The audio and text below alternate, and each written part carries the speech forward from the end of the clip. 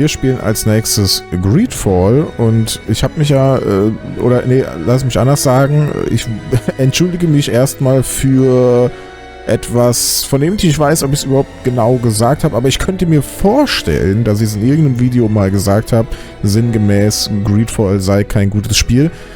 Denn ich habe mich ein bisschen schwer mit diesem Spiel getan. Anfangs, als es rauskam, als es angekündigt wurde oder als man dann immer mehr Ingame-Material dazu gesehen hat, war ich sehr begeistert. Zum einen, weil ich einfach mal wieder Bock hatte auf ein Rollenspiel, ein richtiges 3D-Rollenspiel in einem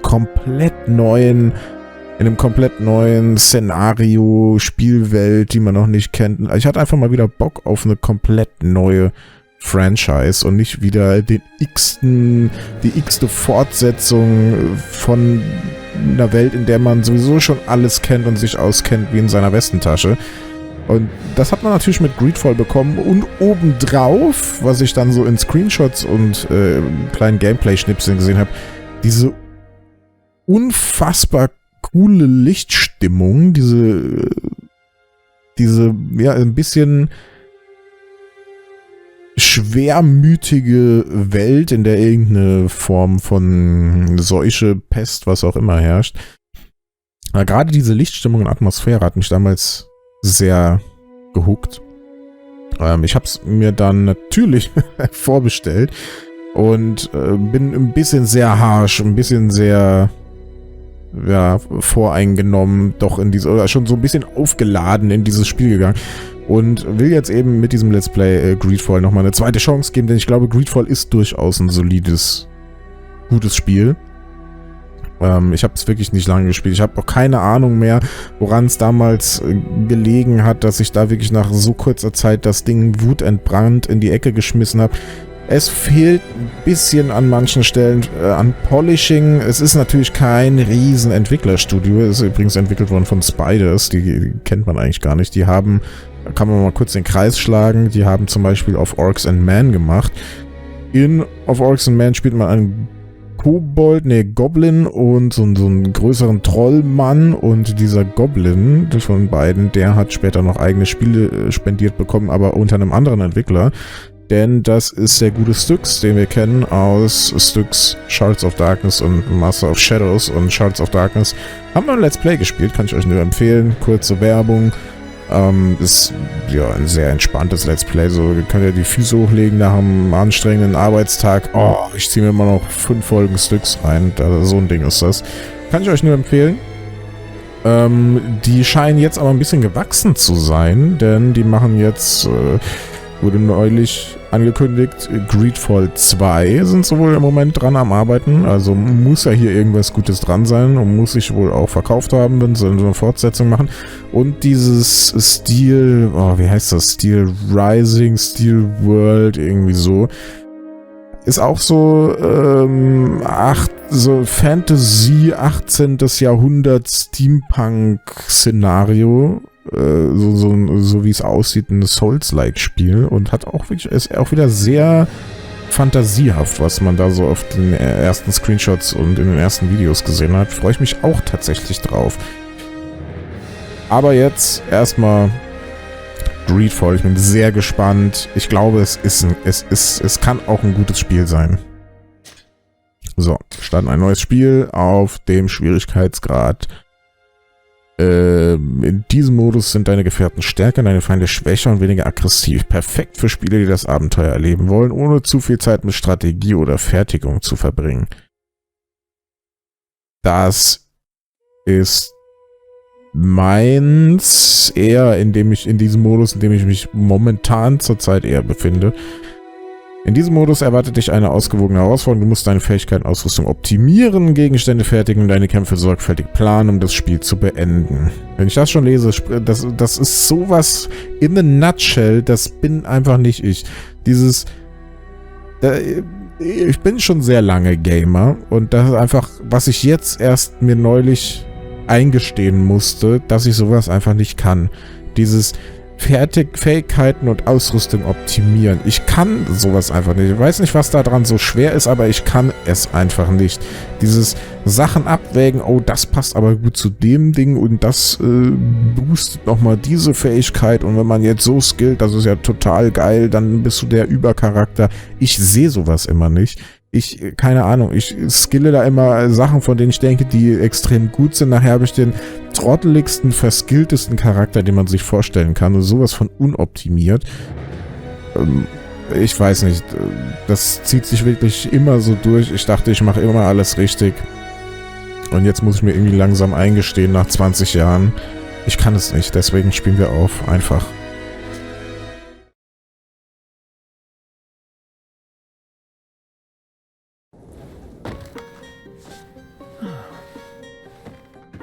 Could you stand a little taller, just a tad?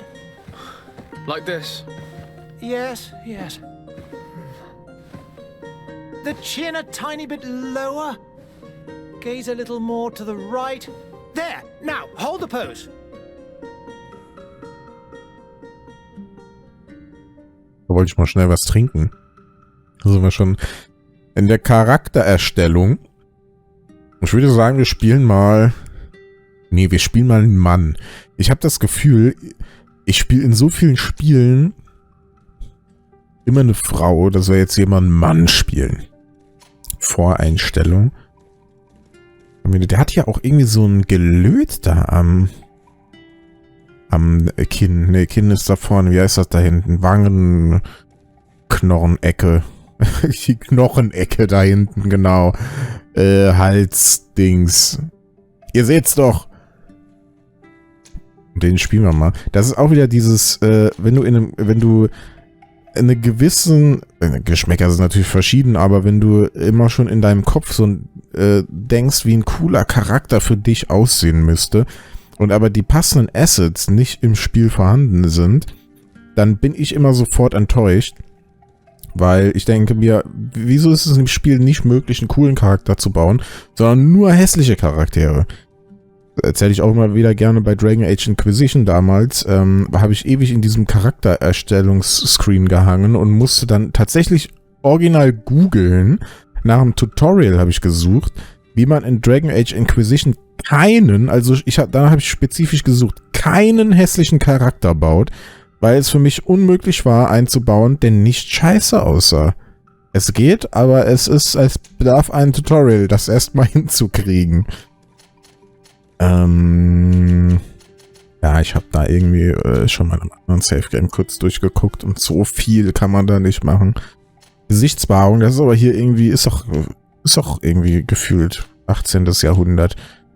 Leichte Industrialisierung, glaube ich, da trägt man doch hier so ein Backengebälk hier oder so ein Bart. Backenbärte warum sind Backenbärte eigentlich aus der Mode gekommen? So ein Vollbart, der kommt nie aus der Mode, das ist allround, da kann man nicht viel verkehrt machen. Der wuchert halt einfach. Ich nehme das hier, das sieht schön so verschmitzt aus. Sagt man verschmitzt? Augenbrauen, oh, jetzt guckt er ein bisschen so, oh, haben wir denn auch Pommes frites? Und das hier sagt er, haben wir denn auch Pommes frites? Genau, dann nehmen wir das. Er ist ein bisschen so dieser... kernig ist er. Er ist kernig.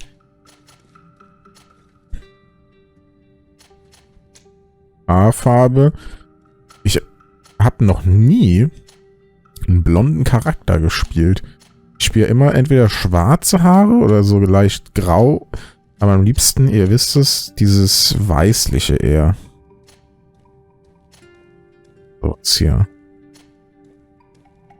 Nachdem ich Witcher gespielt habe, müssen alle meine Charaktere weiße Haare haben. So, das sieht doch cool aus. Dann die Fähigkeiten. Wähle die Fähigkeiten, mit denen du beginnst. Sie sollten zu deinem Spielstil passen. Ich habe noch nie dieses Spiel gespielt. Keine Ahnung, welche Spielstile es gibt. Es gibt kriegerisch, Nahkampf spezialisiert, Profil auf Schlachtfeldkontrolle spezialisiert, strategisch. Es gibt auch Schusswaffen. Und jetzt kommt mein Move, wie ich gerne spielen wollen würde. Ich weiß gar nicht, ob das möglich ist. Zweihänderschwert und Pistole, wahlweise Gewehr, wenn es Gewehre gibt. Also ich will eigentlich schießen und einen dicken Wemser in der Hand haben. Das ist mein Plan. Aber priorisiert von beiden Sachen die Pistole. Also ich will eigentlich schießen und als Zweitwaffe einen Zweihänder haben. Magisch gibt es tatsächlich auch noch, aber das will ich gar nicht. Das kann dann irgendwie, es gibt auch noch Companions, die man hat, da kann dann gerne jemand zaubern. Hier ist aber auch Schusswaffe mit dabei. Hier hat halt noch Fallen. Weiß ich jetzt nicht, ob ich zu Beginn... Ich wähle mal strategisch. Inwiefern unterscheidet sich dieser Tree jetzt? Von... Das ist doch alles gleich hier. Empfohlene Attribute, Genauigkeit, Kraft, Ausdauer. Empfohlene Talente, Schloss knacken. Ich nehme mal strategisch, ja. Dann gehen wir nämlich hier auch direkt auf Genauigkeit. Verstärkt alle Schusswaffen und alchemistischen Präparate. Sowas wie Bomben, glaube ich, sind da gemeint. Dann die Talente. Da gibt es jetzt auch ein paar interessante Sachen, zum Beispiel Charisma reduziert geringfügig die Preise der Händler, verbessert geringfügig die Kampffähigkeit deiner Gefährten. Das ist so ein Early Investment, wie ich immer sage. Wenn man niedrigere Preise bei einem Händler erzielen kann, lohnt es sich, das natürlich so früh es geht im Spiel zu haben. Aber auf der anderen Seite gibt es ja noch Schlossknacken. Wenn man in so einem Skyrim oder so, denke ich mir, Schlossknacken ist halt einfach einer der wichtigsten Skills überhaupt. Den sollte man so früh es geht bekommen. Vielleicht hat man schon im Tutorial-Level die erste Truhe und einem fehlt aber dann der Schlossknacken-Skill. Dann stehst du aber dumm da. Deswegen, ich habe mich original gerade selber überzeugt, würde ich als ersten Skill tatsächlich Schlossknacken wählen. Weil ich denke irgendwie, die Chance ist doch höher, dass wir direkt auf die erste Truhe stoßen, als auf den ersten Händler. Da können wir den zweiten Skillpunkt dann immer noch in den Händler setzen. Gut. Just a few more minutes. You have such an incredibly singular face. That's a compliment, my lord, out of my mouth. Your particularity gives you character. You're still here? We've nearly finished. Have you any more need of me, Master? You haven't forgotten that we're setting sail today, have you? Of course not. Your cousin is nowhere to be found. I've searched the palace from cellars to attics. Your uncle is beside himself.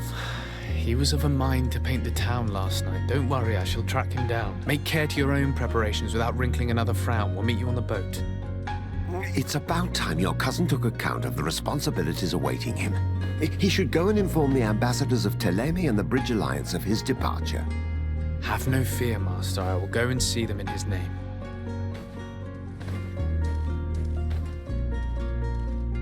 I beg your pardon, but urgent matters call me away. Might we finish all this later? Impossible, my lord. You are leaving with the tide, if what I've been told is correct. I am sorry, sir. Truly, I must be going.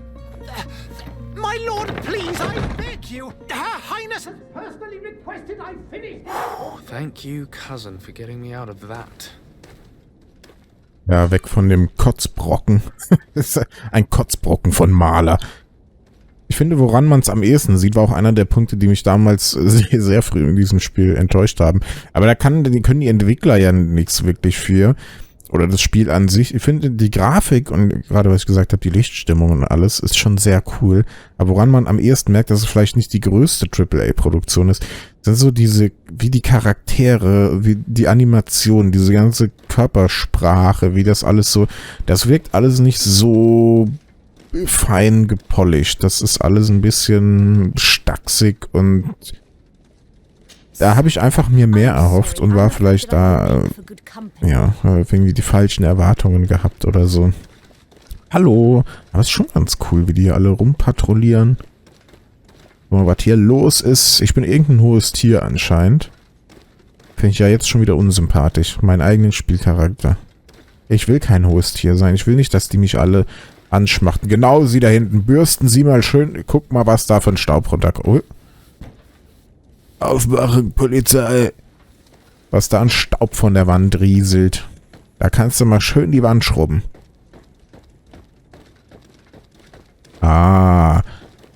Ja, ja. Tanzt ihr alle nach meiner Pfeife oder bin ich dann doch nicht so ein Host hier? Hey! Green blood! Kurt. And so the day has finally come. My royal fledglings are leaving the nest. Accompanied by their most loyal and tenacious master of arms. As loyal as you'll go. Enough with the cold mercenary. I know you like us. Still hiding your men in the unsuspecting shadows of the greats of this world, I see. Hey, our blades are the only thing keeping you dainties alive. Kurt, I'm not in need of your protection. I'm no longer a child, you know. Is that so? Well, let's see. Fight with honor! Letztes Kampftutorial. 3-mal angreifen. Diese Kurtis. Hauptangriff, Sekundärangriff. Pam, pam, pam. Okay. Sich gegen 3 Angriffe verteidigen. Au, ey, hallo! Ausweichen, Was trinkt er denn da?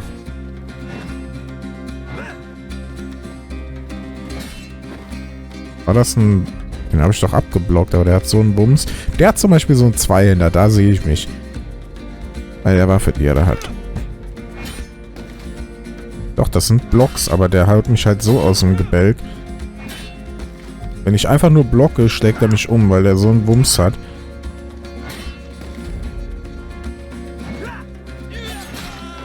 Eieiei, macht der Schaden. Du hast Gesundheit verloren. Um einen Trank an Tastenkürze zuzuweisen, verwende LB. So startest du eine taktische Pause. Ah, jetzt ist angehalten. Tränke. Ah ja, sorry. Muss ich hier zuweisen. So geht das. Machen wir mal nach oben. Oh nein, jetzt habe ich 2 getrunken. Sie sind ein Vollidiot.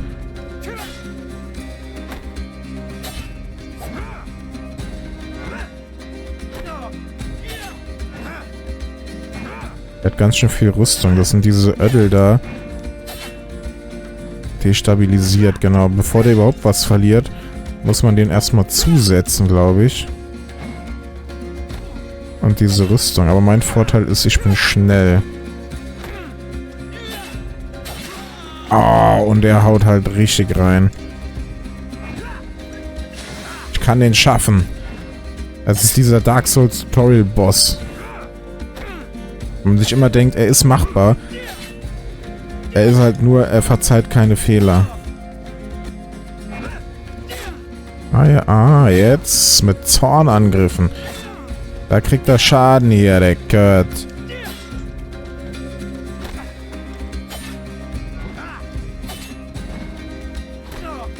Langsam und schwerfällig ist er.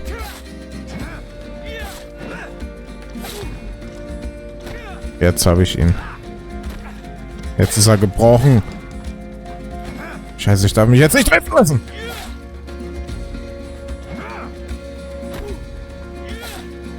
Ja. Yes! Tutorial Boss besiegt. Well, Greenblood. One might think you had a proper master of arms. The best. You already training for your new post of legate? Don't tire yourself. Flattery'll get you nowhere. But for the fight, you have remembered your basics. Your performance just got you out of a final lesson. Unless you want to go through the paces again before we depart. Nee. Man kann jetzt nochmal das Tutorial spielen. Da gibt es natürlich noch mehr mit im Kampf die Waffe wechseln, wie man die Schusswaffe einsetzt. Du kannst parryen. Die sind aber tatsächlich nicht so stark in dem Spiel, die Parries. Also die bringen dich nicht wirklich in einen krassen Vorteil, dass du da dann richtig draufzergen kannst danach. Deswegen werde ich das jetzt mal skippen. No, thanks all the same. I've quite a few tasks to check off my list before we depart. And here you are already assuming your political functions. And in a hurry. Always too busy. Very well. If you ever want to go over your basics later, visit one of our barracks on the Isle. You'll always find a training partner to give you a friendly fight. I'll remember that, thanks. Are your bags packed for the great departure? Yes, you know I get by with very little. You're not angry that I'm coming with you, I hope.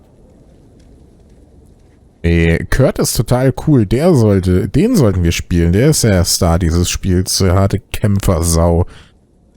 ihm zeigen, wie sehr du dich darüber freust, dass er mitkommt. Ja, ich weiß nicht. On the contrary, I'm thrilled that both you and Sir de Cossillon are joining our party. A few friends at your side in unknown territory is a boon. Ah, so the old goat is coming too. And there I was thinking I would die of boredom on the trip. By the way, where is our future governor hiding? I was hoping to put his skills to the test as well. I have no idea. He had plans to celebrate his departure last night, and we haven't seen him since. You know Constantine. I should have gone with him, but my heart wasn't in the mood for celebration. The thought of bidding my mother farewell. It is never easy to say goodbye. But you should be going to see her now. She must be waiting for you. I'll meet you in front of the palace. Then we'll go and find Constantine together. Very well. I'll meet you as soon as I've said my goodbyes. Hey, schreibt da das alles mit? Das sind ja schon eine Menge Quests. Ich muss irgendwie zur Bridge Alliance für unseren Vetter, der getrunken hat. Ich muss zur Mutter noch verabschieden. Hörte sich so an, als sei die krank oder so, als würden wir die jetzt wahrscheinlich nicht mehr wiedersehen nach der Reise. Oh, guck mal hier. Ein Pestdoktor.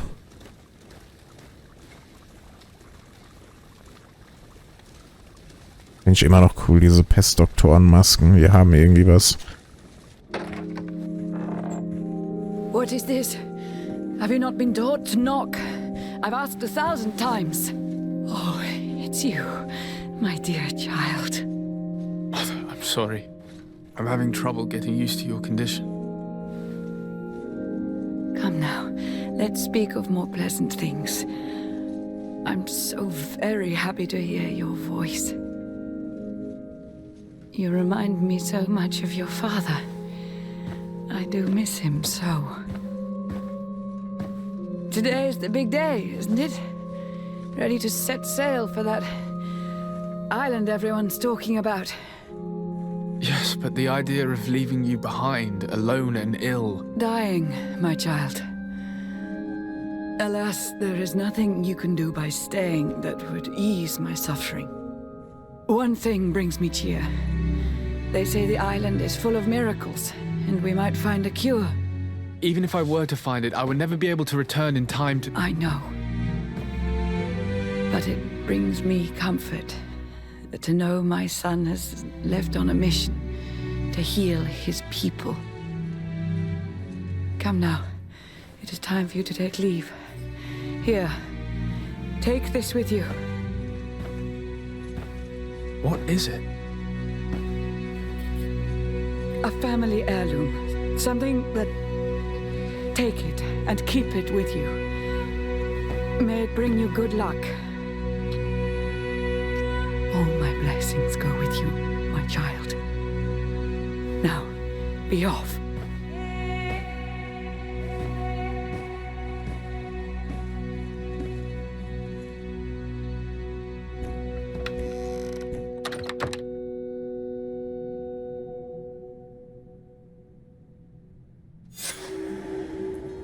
Ey, die sieht echt fies aus.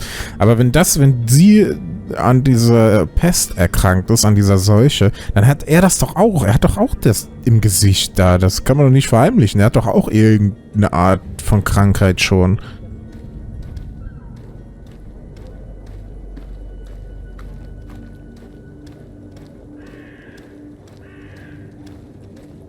Oh, guckt euch das an. Das ist doch einfach, das ist doch Hammer.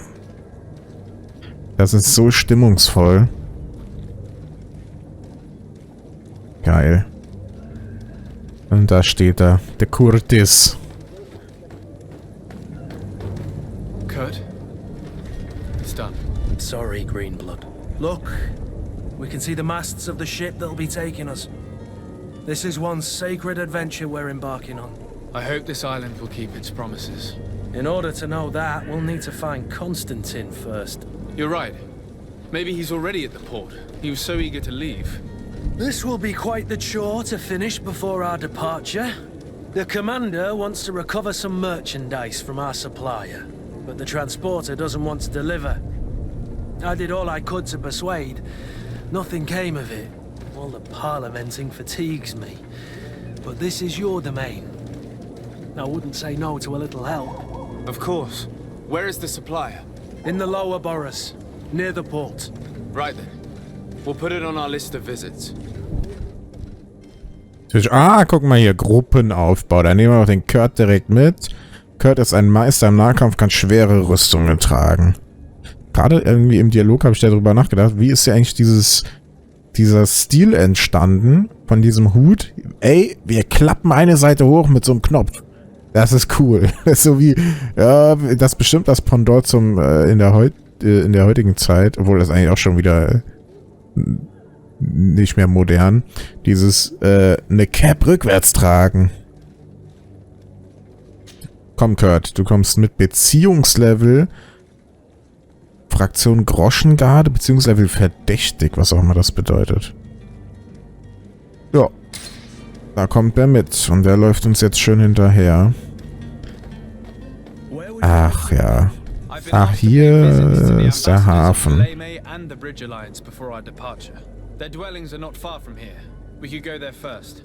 Müssen wir noch ein paar Zwischenstopps machen.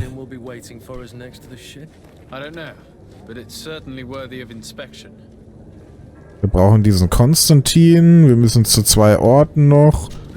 Hallo. Wir müssen noch zu diesem Mittelsmann, der uns irgendwas nicht verkaufen will. Warum will er uns wir sind doch ein offizielles... Wir sind doch von offiziellen Stellen. Wieso will er uns was nicht verkaufen? Das ist doch kein Drogenhandel hier oder so.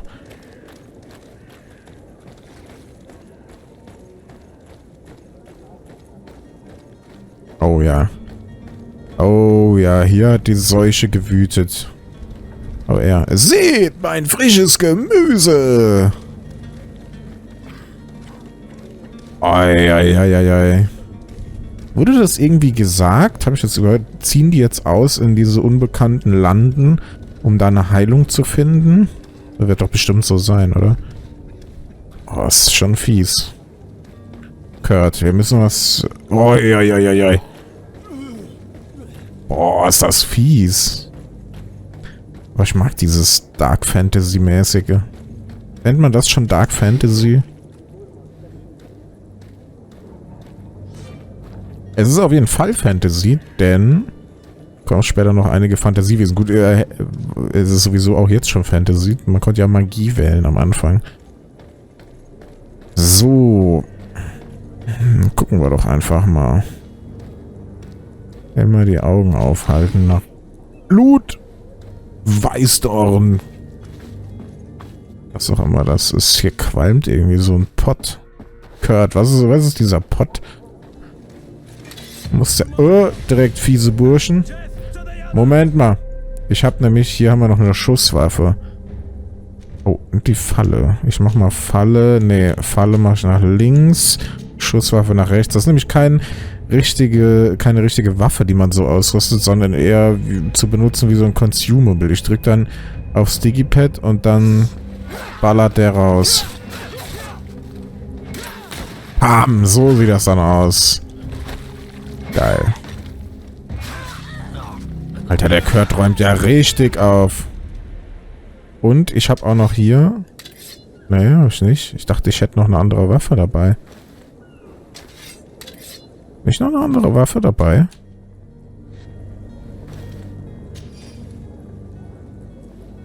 Er hat Munition gedroppt.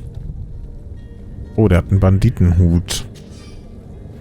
Ich hätte gern das Rüstungsset von denen, die sehen cool aus. Und ein Kurzschwert. So. Ach so, wechsle ich den Charakter. Rostiges Stilett. Alter, rostiger Säbel. Hat einen höheren Betäubungswert. Oder einen Rüstungsschaden. Das kann ich nicht tragen. Warum? Beweglichkeit 1. Das wäre aber gut. Und der Hut. Ja, das ist... Ach so, Kurt ist also ein Bandit. Das hat er jetzt auf die Offhand gelegt.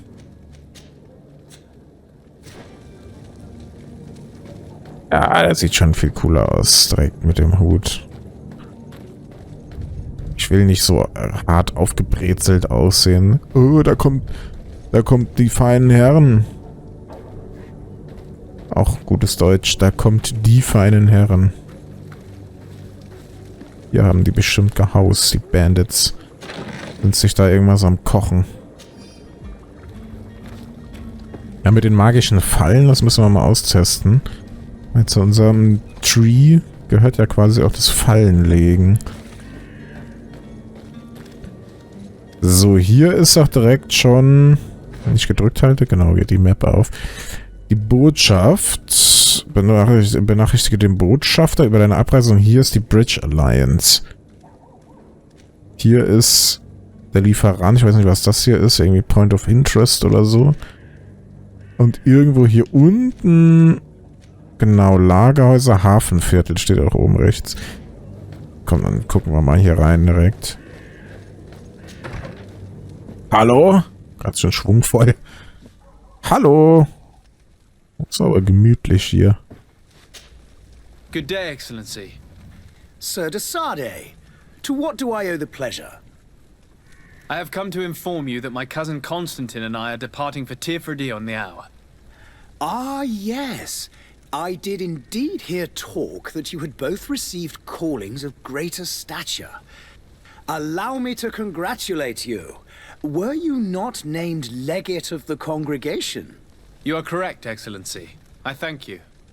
It is a station of great honor that I am sure you will fill with brio and panache. The Mother Cardinal Cornelia will be enchanted to work with you, and your cousin in the future.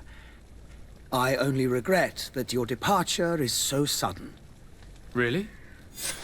To be entirely honest with you, I was hoping to solicit your help in a rather delicate matter. Tell me more about it, and perhaps I can take care of your problem before my departure. Very well. A small group of dangerous heretics has found refuge in Serene. We know that your uncle tolerates the presence of all pagans within the city walls. But these particular non-believers threaten the fragile harmony of this place. We would consider it a tremendous favor if you would arrest them and deliver them to our guard. Heresy is not a crime in Serene. You do know that. But I'm sure my uncle would hear your arguments. Why call on my intervention?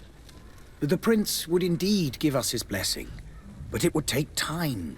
Far too much time. For according to our sources, these fugitives have already made contact with a smuggler to take them who knows where. I see.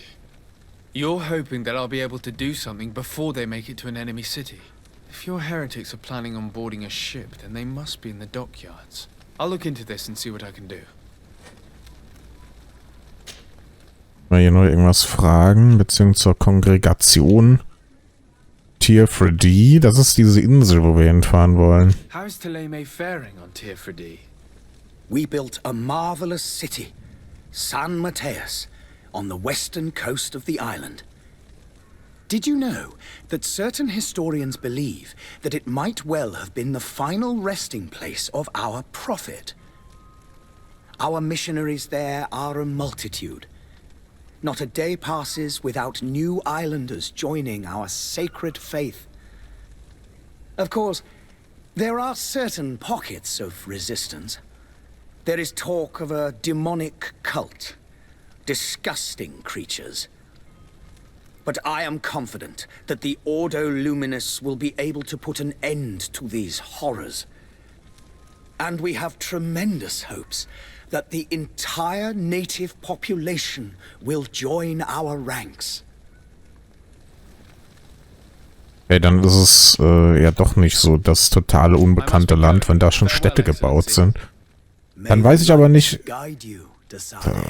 Weiß ich nicht, dann weiß ich aber auch nicht, warum fahren wir da hin? Also, wieso machen wir diese Reise? Ich würde das vielleicht mal gerne erfahren.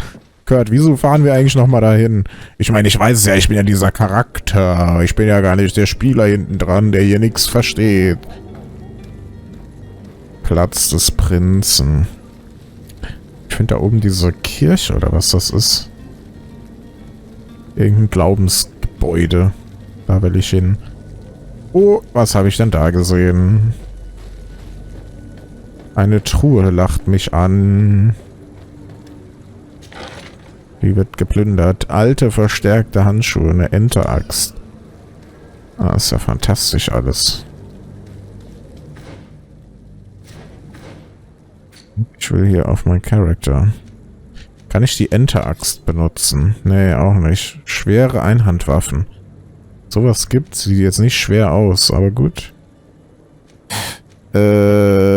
Handschuhe. Oh, die sind ja krass. Gleichgewicht. Ah, was auch immer das bedeutet. Das ist bestimmt sowas, wenn man dann zu... Ja... Weiß ich nicht, dass man langsamer wird bei schweren Sachen und dann das Gleichgewicht hochgeht. Oder so, könnte ich mir vorstellen. Wenn ich jetzt auf ihn wechsle, kann der... Der kann das Ding tragen, ja. Rostiger Zweihänder. Der hat ja auch irgendwie, was bedeutet das? Hat der Sachen gesockelt oder so? Oder hat da irgendwas eingebaut? Na gut, let's go. Kurt, die Securities.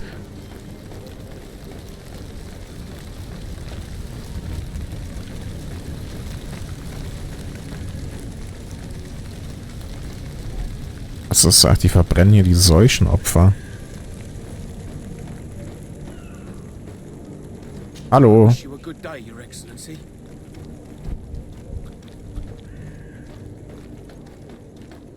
So, hier müsste doch jetzt, wenn ich mich recht entsinne, genau, hier ist direkt die Bridge Alliance, dann haken wir das auch direkt ab.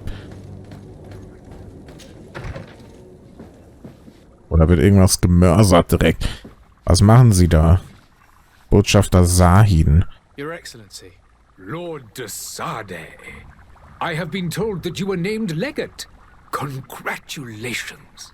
Those are great responsibilities for someone as young as yourself. But you will bring honor upon your family and the congregation. Of that I'm certain. I thank you, Excellency. I've come here to inform you of our departure for Tirfredi. My cousin Constantine is about to take up office as governor of New Serene, and I'm accompanying him. I had no idea you would be leaving so quickly. What a shame. I had thought... Well, then, that is a pity. Have a pleasant voyage. A brilliant future awaits you. They say that it is a marvelous island. Please convey to your cousin my congratulations and sincere wishes for success. You seem slightly hesitant. Please, tell me what troubles you. A rather unscrupulous individual has been sowing trouble in Serene. A charlatan passing himself off as an alchemist. Do people actually give credence to these lies? Alas, yes. They snatch up his celebrated panacea. Remedies worse than the ill, believe me. As you can well imagine, alchemists are our pride. This vulgar trickster casts dirt upon their reputation and our own at the same time. In any city of the Bridge Alliance, we would have arrested him. But here, we respect your laws. I shall see what I can do, but make no promises. My departure is imminent. I thank you, Excellency. And I am pleased to see you have taken so well to your new functions of diplomacy. The man operates in the city center. He is said to be clever and mean. Be careful. Ja, also bevor wir hier wegkommen, haben wir auf jeden Fall der Quacksalber noch ein paar Nebenquests zu erledigen. Aber kann ja nichts schaden. Das finde ich ist auch irgendwie ein total interessantes Setting. Finde ich dieser Turning Point, wo gerade die Alchemie erfunden wurde. Ich glaube, habe ich schon mal zumindest irgendwo gehört. Klingt auf jeden Fall so, klingt glaubwürdig, dass die Alchemie erfunden wurde oder als es losging mit der Alchemie. Und zwar wollte man Gold künstlich herstellen. Hat natürlich dann jede Menge anderen Kram entdeckt auf der Reise und kein künstliches Gold. Aber das finde ich irgendwie interessant, wir können hier irgendwelche Substanzen verkochen und zusammenführen und da kommt irgendwie geiler anderer Scheiß raus. Man einfach mal wild rumexperimentiert und da irgendwelche Dark Fantasy raus abgeleitet, finde ich immer sehr, sehr cool. So, sollen wir uns direkt mal um den Quacksalber kümmern? Wo ist der? Der ist im Stadtzentrum, hieß es. Hier ist er. Finde den Quacksalber. Alfred Jodofus Quacksalber.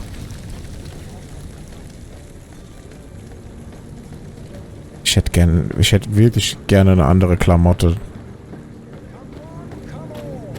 Citizens of Sweden, come to me. You won't regret this miraculous opportunity. Citizens, I present to you Panacea, the absolute cure of everything. Toothache, stomach ailment, and even an open wound. This potion heals all of that. And more still, this little phial is the product of years of research and intensive labor. I hear you asking if this remedy can heal one from the Malichor. Alas, not yet. But your question is legitimate. I am so close to finding the cure. But the Malichor isn't the only ailment causing you to suffer. Not true? Then don't miss out on this chance and give yourself a healthy and energized life. Rejoice! A phial only costs a few coins, and well worth it to make your life shiny and new again. Does it really heal everything, your potion? Everything. Absolutely everything. Except the Malichor, of course. That being said, it is known that those in top health resist the Malichor best of all. Then don't throw away this chance. Think of all the pains that this potion could help you avoid. You are right. It's a deal. I'm gonna take two. There's a man that knows a good deal when he sees one. Hurry now. There won't be enough for everyone. There he is. He's our man, no doubt. Ja, wollte ich gerade sagen. Polished. I even feel like buying some. And if we had a word with him? Moment mal, ich habe keine Lust, dem was abzukaufen. Für mich ist das ganz klar ein Quacksalber. Hallo. Ah, you're finally tempted. In all honesty, I haven't made up my mind yet. I want to be certain that I'm not dealing with a charlatan. In this day and age, I can't blame you. What might I do to convince you? Eine Demonstration. Oh ja, ich könnte ihn verleiten. Ey, trink doch mal deinen eigenen Kram. Aber ich glaube nicht, das ist ja kein Gift. Also es bringt halt einfach nix. Nach üblen Nebenwirkungen fragen. Are there any nasty side effects with this remedy of yours? There are none. You will feel nothing but an intense sense of well-being. Vielleicht ist er ja kein Quacksalber. Jetzt stellt euch mal vor, es stimmt einfach, was der sagt. Und es ist ein geiler Scheiß. Will you drink one of your potions to prove your good faith? Of course. I take a little sip every morning. But as I'm in perfect health, you won't be able to verify the improvement in my condition. But if it helps you make up your mind, give me just a moment. There now. As you see, I am still in excellent condition. Come on now, I swore you'd take that vial out of your pocket. Nothing proves that it's the same potion that you sell to your clients. As a man of science, I consider skepticism a remarkable quality. But in your case, it is not skepticism, but blindness. We need to steal one of these potions and force him to drink it. Brilliant. Wie umständlich. Let's take a look at his cart. Ich soll ihm jetzt was klauen? Okay, Moment mal.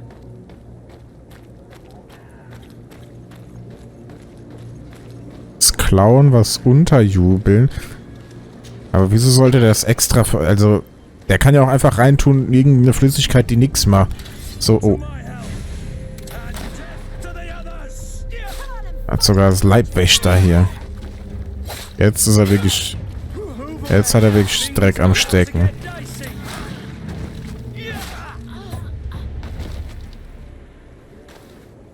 Hat bestimmt auch keiner gehört da drüben. Komm, gib mir diese geile Kluft oder so. alchemistisches Forschungsbuch. Diese Seiten beschreiben in kleiner, fast unleserlicher Handschrift Versuchsergebnisse, Beobachtungen von Patienten, unverständliche Symbole. Doch die Komplexität einiger Rezepte zeigt eindeutig, dass der Verfasser ein echter Alchemist war und gewiss sehr kenntnisreich. So, Gegengift des Quacksalbers. Brief vom Wirt an das Dienstmädchen. Der merkwürdige Alchemist der Allianz, der oben einen Raum gemietet hat, bat uns ausdrücklich, ihn während seines Aufenthalts nicht zu reinigen. Dieser alte Narr will vermutlich vermeiden, dass wir versehentlich seine Fiolen zerbrechen oder was auch immer. Also kümmere dich nicht um seinen Dreck. Der Kunde bekommt, was er will. Das ist alles mysteriös. Soldatenboots. Das ist keine Kiste, das ist eine Kiste. Oh, altes, besticktes Wams und wieder Handschuhe. Die kann ich wahrscheinlich... Obwohl, Kurt hat besseren Shit schon.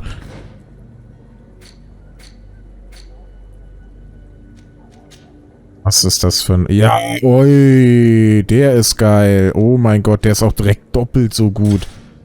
Und hat eine Elementarresistenz. Obwohl ich bezweifle, dass das in Serene jetzt schon wichtig ist.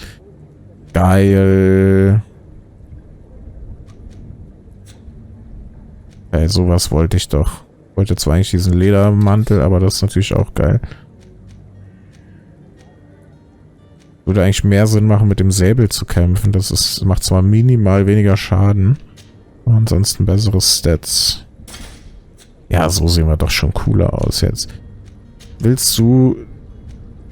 was trägst denn du? Er hat Soldatenhandschuhe. Jawohl, guck mal, wie cool wir jetzt aussehen. So, das ist doch jetzt hier... Ne, das ist das Messer. Das ist der Säbel.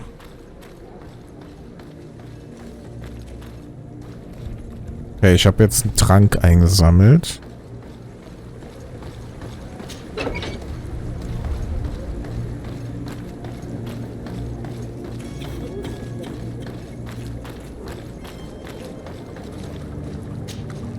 Have you finally made up your mind? I happen to have a vial of your medicine. Would you be willing to drink it in front of us? To prove that there is no risk? This bullying is trying my patience.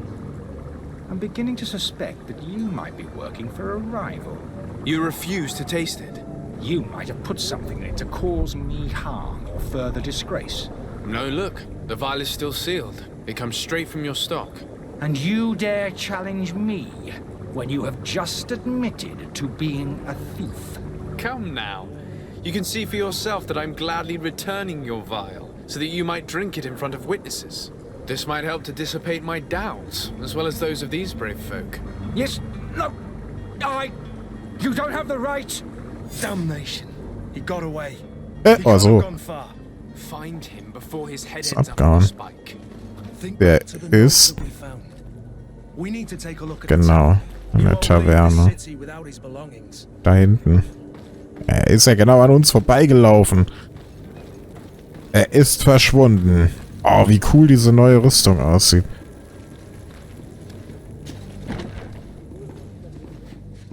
So. So, Spezi. Was haben wir denn da? Klau dir erstmal dein Geld.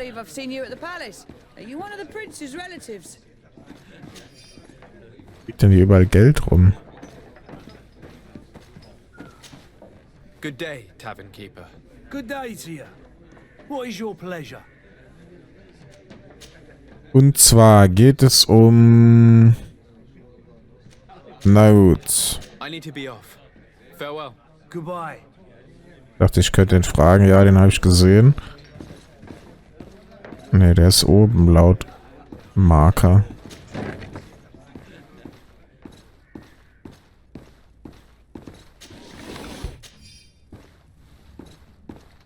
Dübel.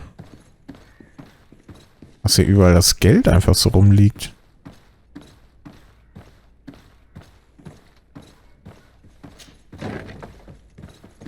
Ah, sieh mal einer an. You again? What are you doing in my room? I'm not the only one that has found you. Have you seen the mob that is gathering in the street? I'm neither deaf nor blind. By the spheres. Why didn't I leave the city while there was still time? The Alliance ambassador is quite unsettled by your commerce, and he is the one who sent me. Sahin. Him again. Ruining my career wasn't enough for him. He's the very reason I had to leave the Alliance. And here I am, playing the part of the potion maker. Me, who was once a respected member of the Academy of Al-Sad. Ihn nach seiner Karriere fragen. Dr. Sahin warned me that you were an imposter. That doesn't surprise me coming from him. I was a master alchemist. I understand if you don't believe me after all that, but I have a number of documents to prove it. I would still be one if Sahin hadn't set off a chain of machinations to disgrace me. Why does Sahin bear you such hatred?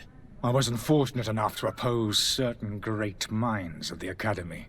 To criticize their methodology.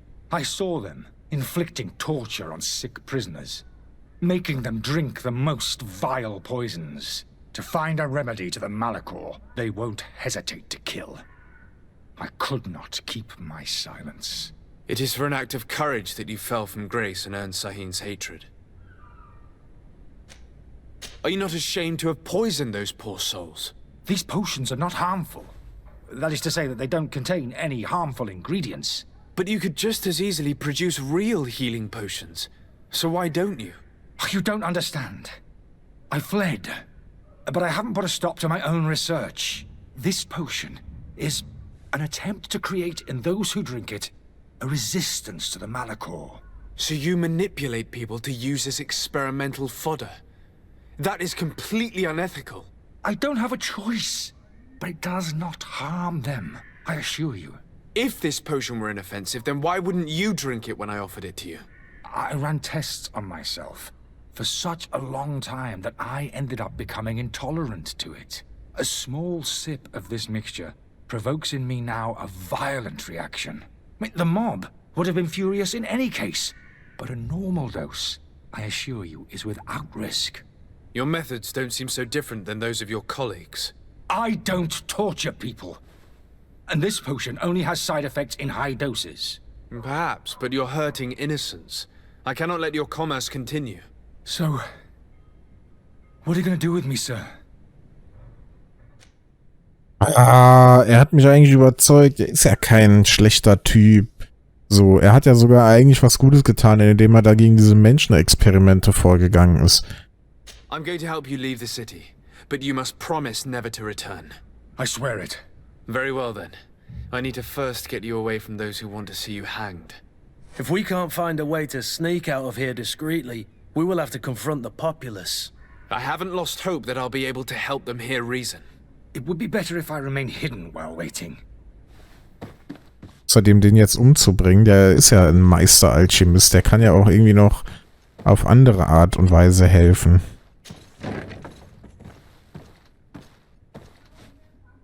Muss man den ja jetzt nicht umbringen. Ah gut, den müssen wir jetzt rausschleusen. Und so schnell wird man zum Schleuser. Schon wieder.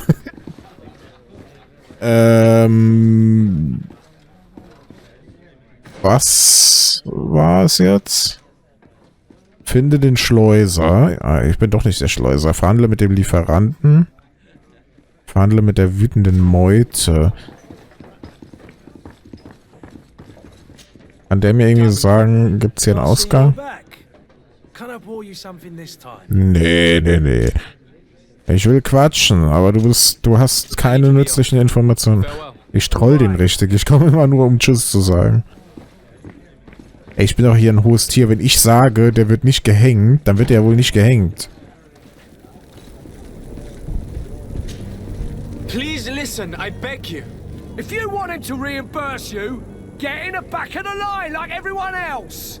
Believe me, I understand why you're angry.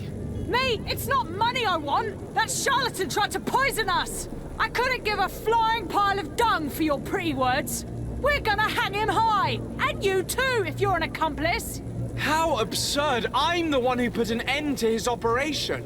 Well, in that case, help us catch him so he can be punished like he deserves. He's trapped! He'll have to come out someday, you'll see. Oh, mir fehlt Intuition. Ich kann denen das einfach befehlen.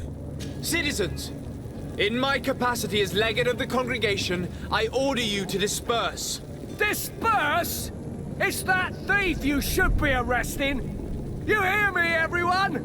The powerful are behind this charlatan. They want us to leave. We'll have nothing of it. Arm Oh, yourselves. okay, es wird gekämpft. Jo! Diese Wache, da ist aber auf meiner Seite.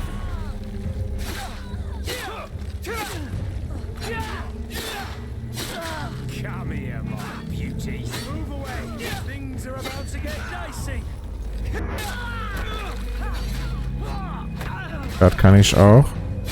Hat ihn auch direkt umgeworfen. Hä? Achso. Das ist hier die alte, oder was? Boah, wie viel Schaden die Pistole macht. Go and tell him the good news. So, wo ist jetzt diese Wache? Da war doch eben eine Wache dabei. Ey, was? Nee. Ey, was der Kurt hier abreißt. In der Zeit, wo ich 2 getötet habe, hat er einfach alles weggeschlachtet. Der ist eine gute Hilfe. Wirklich eine gute Hilfe. Wir haben aufgeräumt. Also allen, denen du was verkauft hast, ich habe sie umgebracht. Ich weiß nicht.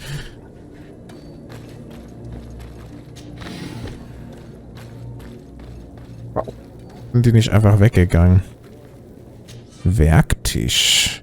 Das Handwerk ermöglicht es dir, deine Waffen und Rüstungen zu verbessern. Mit Hilfe von Wissenschaft kannst du Tränke und Fallen fertigen. Du brauchst Wissen, um den Werktisch verwenden zu können. Erhalte Wissen von verteile Punkte auf die gewünschten Talente, verwende bestimmte Ausrüstungsteile oder Gefährten. Kurt zum Beispiel gibt einen Bonus auf Craften. Ordnungspistole.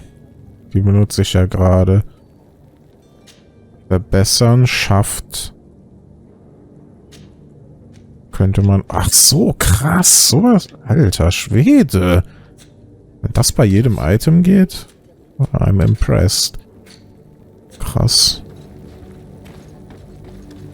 Jetzt haben wir hier eine Menge Zeug bekommen. Oh, kann ich skillen? Ja, wir sind schon Level 3. So, guck mal. Schusswaffen.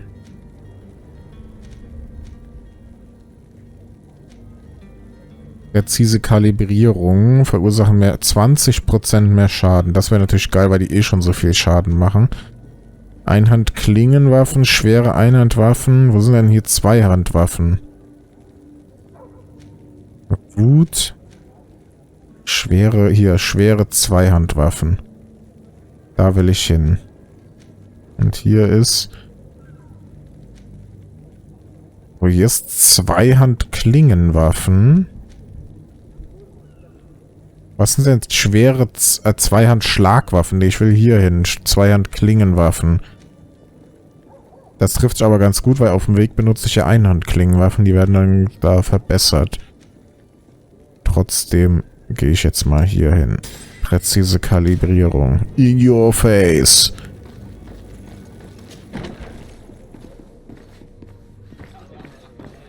Finde ich ganz geil. So, damit habe ich auch eben nicht gerechnet, dass man hier... Ich dachte, das wäre instanziert, wenn man in die Taverne geht, dass er da erstmal Loading Screen macht. Nee, kannst du einfach ohne zu laden überall rein. So, did you find a way to get me out of this hornet's nest? I've gotten rid of the mob.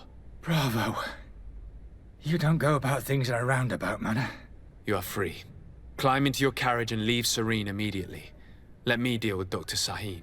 I owe you my life, sir. I will be eternally in your debt. I remind you to never step foot here again. I have no desire to return anyway. Farewell. Wäre cool, wenn wir den im zweiten Teil wiedersehen, wenn er irgendwie dann das Safe Game ausliest mit Entscheidungen, die man im ersten trifft. Sowas mag ich ja immer, so dieses Mass Effect Ding. Au, das ist auch super, geil. Das hat ja doch ein paar ganz coole Funktionen. Your Excellency. Lord Dasein. I tracked down your man near the coin guard barracks. Finally. Did you capture him? Let's just say I put an end to his activities. His reputation in Serene is forever tarnished. Matters turned out a little more complicated than anticipated.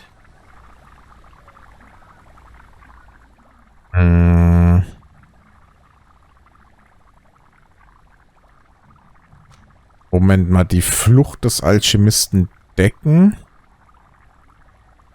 Ihn wegen seiner Lüge zur Rede stellen. Er hier hat gelogen. Why should I deliver him to you? You deliberately hid the truth about him from me. What? Might I remind you that you're in audience with the ambassador of the Bridge Alliance? And you to a legate of the Congregation of Merchants, that you treat like an imbecile. This man is indeed an alchemist of the Bridge, and he told me much about your disagreement of opinion. And of course you sided with him. Certainly not. I have no part to play in your quarrels, I just chased him from our city. Now, if you're still intent on placing him in irons, you need to capture him, on your own lands. How embarrassing. I should have shown more honesty in your regard. Please accept my excuses. And this modest gift for the voyage that awaits you. I need to be going. Goodbye, Excellency. Goodbye, Lord Dasein. Okay, scheiße, wir haben Ruf jetzt bei der Bridge Alliance verloren. Ich wusste nicht mal, dass es da ein Rufsystem gibt. Ja, aber die sind jetzt schon unsympathisch, wenn die mit so Tricks arbeiten. Obwohl die ganz klar die Bösen in dieser Geschichte waren. Was haben wir denn noch so zu tun hier? Wir können jetzt hier mit dem Lieferanten sprechen. Lieferando. Oder einfach mal ein bisschen gucken. Ah, hier ist die Kaserne der Groschengarde. Könnte man auch mal reingehen. Ein Händler. Lagerhaus der Fontaine. Guck mal, die Fontaine-Zwillinge. Kennen wir doch aus Bioshock.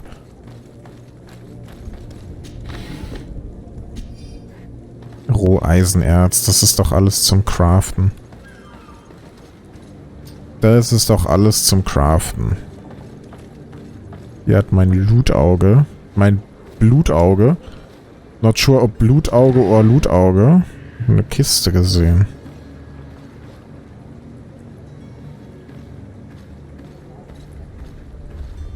Hört, machen Sie Platz.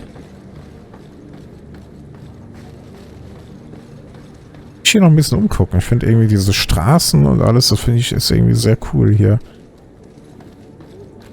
So, das hier ist doch die Kaserne.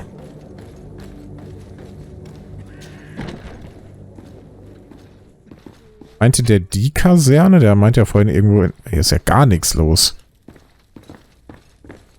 Habe ich mir anders vorgestellt. Die sind alle aufbruchsbereit. Hier ist ja niemand. Doch, einer ist da. Einer hält die Stellung. Sir Dasein, I presume. It is an honor to make your acquaintance. Captain, you set sail soon. Have you seen to our little business? Not yet. You know, this type of mission is not really my speciality. Oh, that's to your honor. But the commander did give the order to you. His Excellency might be able to help you. Well then, I await your return with utmost impatience. I'm certain you shall do what's required. Hä? Um was geht es denn? Kurt. Was? Do you need something? I must leave you. Wer sich jemals einsam fühlt. Wovon haben die denn geredet? Jetzt von unserem Ausflug? Das war eben dieses Gemälde. Oh, kann ich mir so eine Knarre nehmen? War doch das Titelbild von Greedfall. Oh. Oh. Oh. Nehmt dieses euphorische Oh wieder zurück. Alte Lagerhäuser. Boah. Echt wüst hier.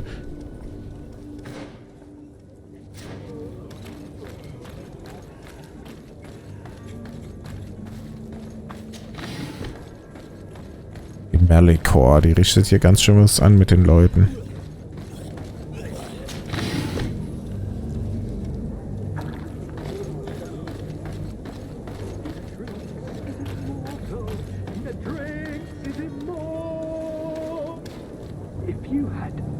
idea who I am? Open up, imbeciles! I have a ship to catch! Do you hear that? Yes, that's Constantine's voice. It's coming from the upper floor. It sounds as if he's locked up. And I have a feeling they're expecting company. Be careful. The slightest itchy word to these brutes will have them drawing blades to scratch it. Negotiation may be the solution. As you say, this breed of brutes won't spit on ransom money. What a waste. I'd rather sneak around them than give half a coin to these seedy fellows. Ich bin da ganz auf Kurt's Seite. Ich werde dem bestimmt keinen Cent geben. Da ist also Konstantin. Durch Zufall habe ich den gefunden. Drachenblutharz.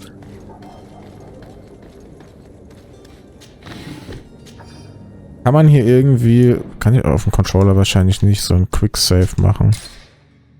So mal das Oldschool machen.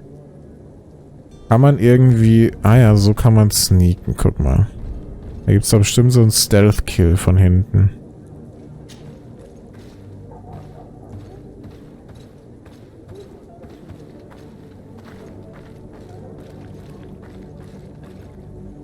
Diese ganze Stadtatmo, Wissenschaft und elementare Fallen kann ich zerstören, aber da sind doch bestimmt Leute hinten dran. So. Die ganze Stadt hat ein bisschen was von diesem Vampire oder Vampyre, wie es mit Y. Wieso? Ich hab doch... Habe ich nicht Element... Nee, ich habe elementare Fall 0 quasi, oder? Also Starter geskillt. Scheiße. Das wäre ein guter Weg gewesen, da durchgeblastet. Obwohl, ich glaube, die hätten das doch gehört. Mit einer Bombe irgendwas sprengen ist doch nicht im Geheimen. Feinderkennung. Wenn du dich im Schleichmodus Feinden näherst, erscheint über den Köpfen eine Erkennungsanzeige. Wird deine Gegenwart bemerkt, füllt sich die Anzeige. Nur 2 Zustände, verdächtig und rot. Fußspuren.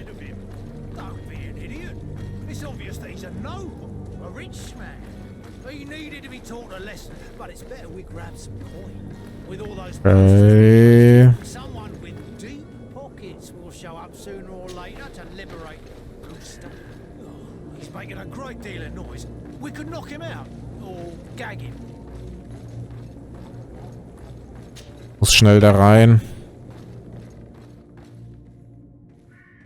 Ah gut, Tür ist zu.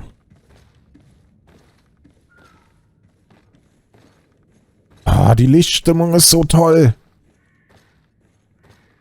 Die eine war schon verlockend, da die zu meucheln, aber die hätten das gesehen.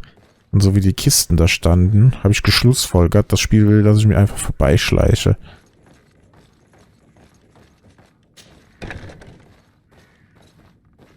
Vielleicht solltet ihr mal vorher in die Räume irgendwie reingucken. Direkt die Tür aufgeboxt. Yes, Schloss knacken! Es ist der Moment des Schlossknacken. Ist gut, dass wir das geskillt haben. Ja, ich setze mich mal hier in das Regal rein. Ganz wie Robin Hood. Und deswegen springe ich jetzt mal hier auf diesen Stamm rauf.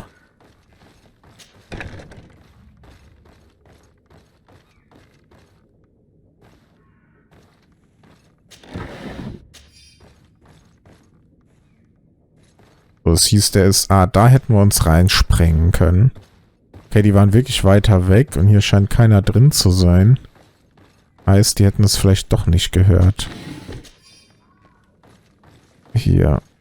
Hier ist die verschlossene Tür. Ja gut, wenn hier keiner ist, dann ist das unser Fluchtweg, denke ich mal. Wir befreien den oben. Machen hier schon mal den Fluchtweg auf.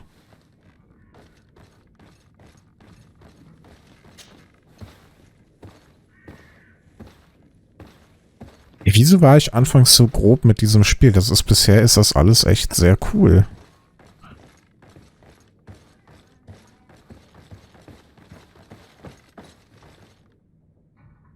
Kurt, kannst du mal ein bisschen leiser sein? Ich weiß nicht, ob hier irgendwo ein Gegner unterwegs ist oder ob Kurt da rumtrampelt. Das sind doch 2 Personen, die da... Ja.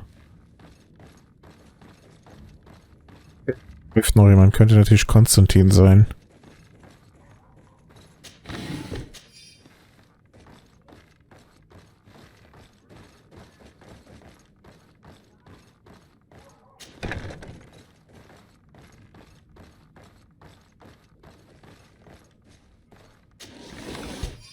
Ey, was man hier looten kann in der Bude. Das ist ja unnormal. Oh, wieder so ein bestickter Wams, aber er hat hier die Soldatenrüstung. Das wird ihm nichts bringen.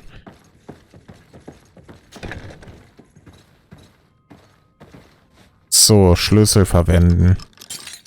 Hätte ich auch knacken können. Well, this has been monumentous, gentlemen, but I have more important things to attend to. An island to govern, treaties to sign, riches to expedite, and a demanding father to impress. Constantine, it's me! My dear cousin! Oh, my lucky star. Always there to pull me out of my fires. I do what I can. We're departing soon. Your father wasn't pleased by your absence this morning. Have you ever seen him happy about anything when it comes to me? You know what he thinks of me. He cares about you. I know that.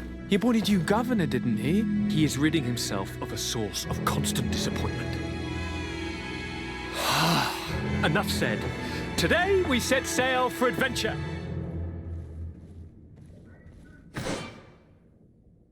Okay, hier haben wir den jetzt auch noch dabei. Ah, auch ein Konstantin dabei.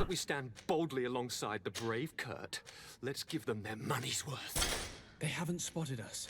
We could sneak out of here silently. We have a ship to board. You've always been the reasonable soul. Ah. Kriegt direkt auch die Rüstung. Yes, without a doubt. Alte Serene-Handschuhe. Good. It is your highness's decision to make. Da ist er ganz gut ausgerüstet.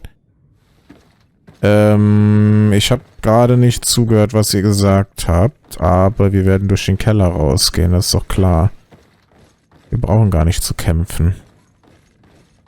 Obwohl, so viele waren das nicht. Ah, jetzt überlege ich halt doch zu kämpfen. Das waren ja nur 4 Leute, da könnten wir uns noch Erfahrung abholen.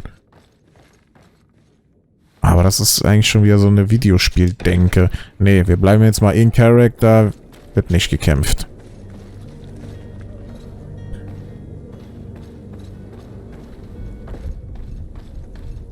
Ja, krass. Ich dachte irgendwie, man kann bestimmt nur einen Companion dabei haben. Zack, haben wir 2. Muss ich den irgendwo abliefern, den Konstantin? Muss noch mit dem Lieferanten verhandeln. Findet eine Schleuse. Ja, wer ist der? Lagerraum. Ist doch alles nicht so groß. Hier haben wir eigentlich alles gesehen. Ah, wir müssten eigentlich noch mal ganz zurück. Ich war noch nicht da oben in der Ecke, aber scheiß drauf. Ja, scheiß drauf.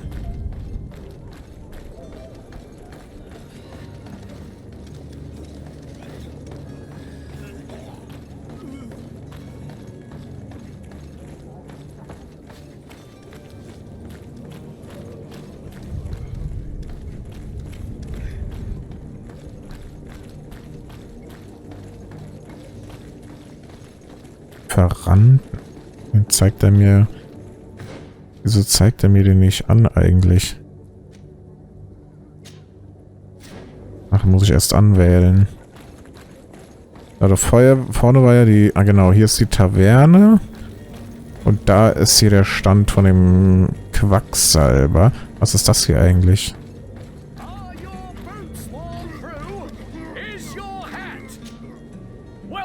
Oh, Händler. Wiederzusehen, ich war noch nie hier.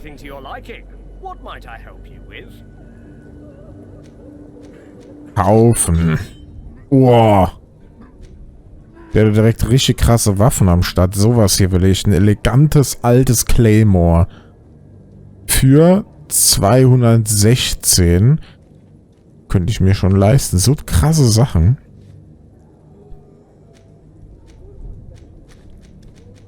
Das wirkt alles schon so dickes, als wäre es so dickes Zeug hier. Oh, es gibt Gewehre. Steinschlossgewehr. Geil. Voraussetzung Gewehre. Ich will Gewehre benutzen.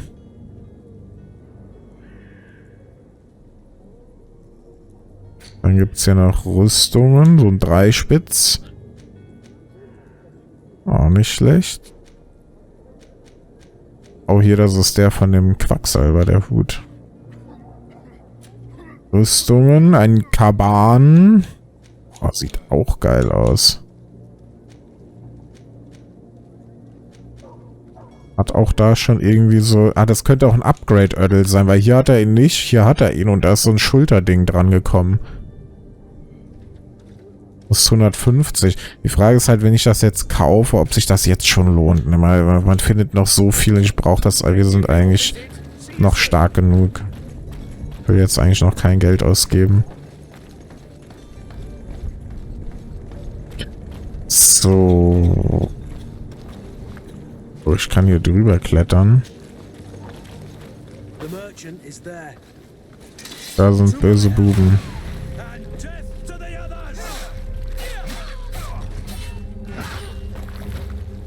Ich hab das Gefühl, dass ich hier der Schlechteste in der Gruppe bin. Guck mal, wie viel Schaden vor allen Dingen Kurt macht. Ich habe das Gefühl, ich mache gar nichts. Ich trage gar nichts bei. Außer mit meinem einen Schuss da. Die Pistole ballert richtig rein. Ja, der Ledermantel. Den gibt's ja wirklich als Item. Geil. Aber der wird jetzt schlechter sein von den Stats. Ich weiß es.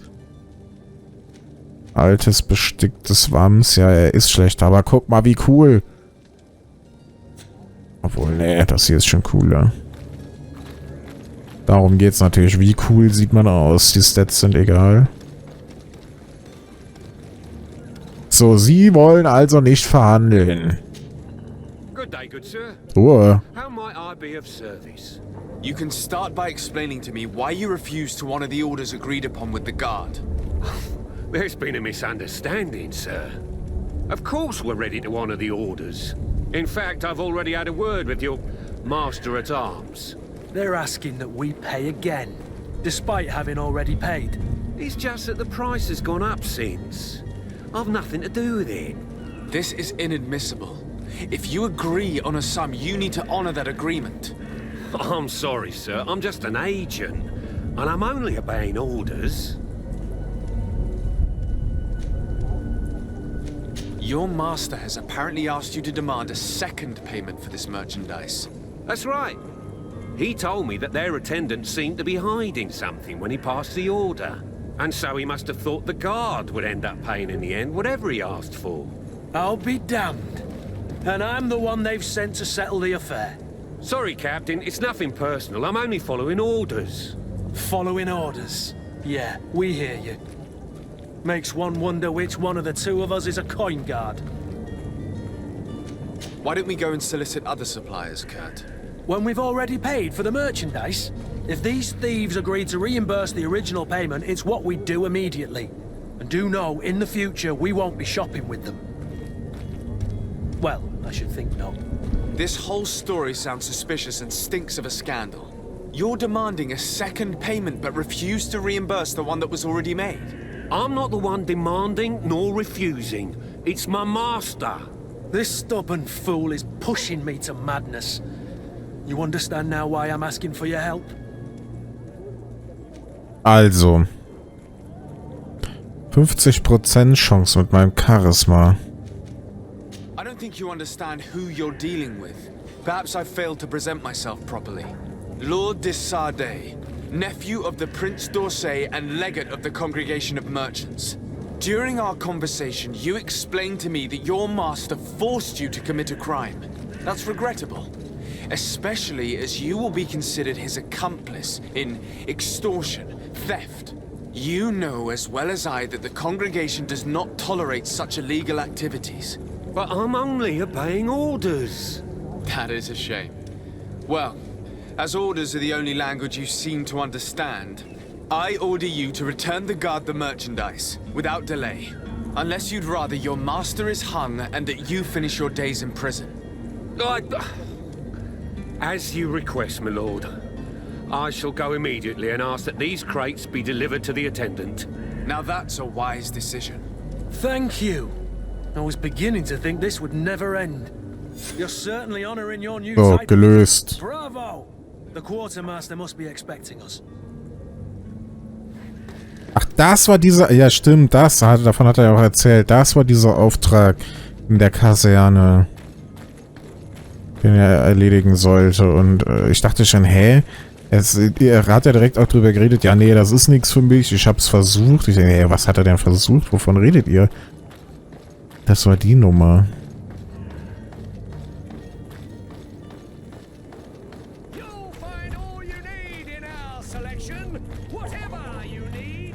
Das juckt mich schon in den Fingern, da was zu kaufen bei dem Typ. Der hat so geilen Kram. Captain, you set sail soon. Have you seen to our little business? Yes, we were finally able to recover your merchandise. Excellent news. I'm afraid, though, that your mission isn't completely finished, Kurt. Blast me, I'm a captain, not an errand boy. The commander was quite explicit. Very well. What do I need to do? The merchandise that you obtained needs to be sent to Tier 4D as soon as possible. But the Port Authority formalities for shipping take an eternity to wade through. And we've already lost quite a bit of time with this dishonest merchant. Are you blatantly asking us to smuggle this merchandise and contraband? I would never ask you to do such a thing, Your Excellency. Ah, but you don't mind asking that of Kurt? Well, no. If he finds an alternative solution that is less, illegal, that would be fine. The method matters not. But this cargo must reach the Isle on the next ship. Marvelous. Well then, I await your return with utmost impatience. I'm certain you shall do what's required. Marvelous. Wie kriegen wir diese Ware darüber?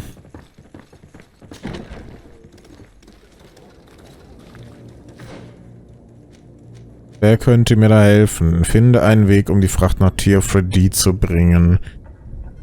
Das heißt, wir werden dann hier jetzt gleich weg sein. Dann gehe ich da jetzt noch ins Hafenviertel. Da regeln wir dann noch den Rest. Hier sind die Lagerhäuser. Da auch. Warum kann ich da rein eigentlich?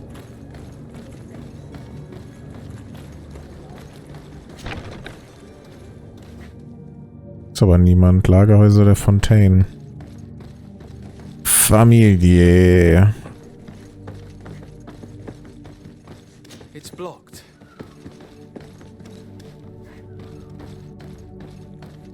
Kann ich hier rumstöbern, Leute?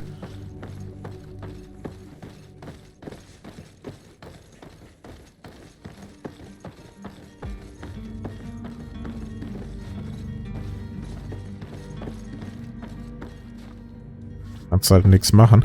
Aber, haben wir gerade gesehen auf der Map, da gibt es noch einen Hintereingang. Gucken wir uns den doch mal an.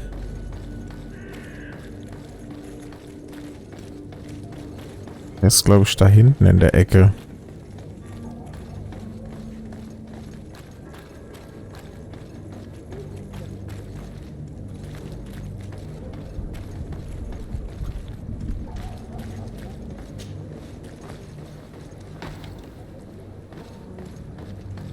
Keine Ahnung, wieso ich hier einsteige. Er hat ein Problem damit, irgendwelche Waren als Contraband hier, Schmuggelware mitzunehmen, aber er steigt da irgendwo hinten ein. Ah ne, ist auch abgeschlossen.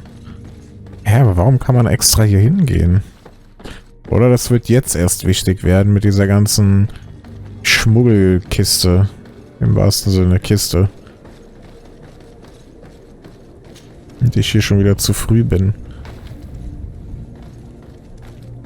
Na gut, dann gehen wir an den Hafen. Ein Harfenzaun, in den man reingreift.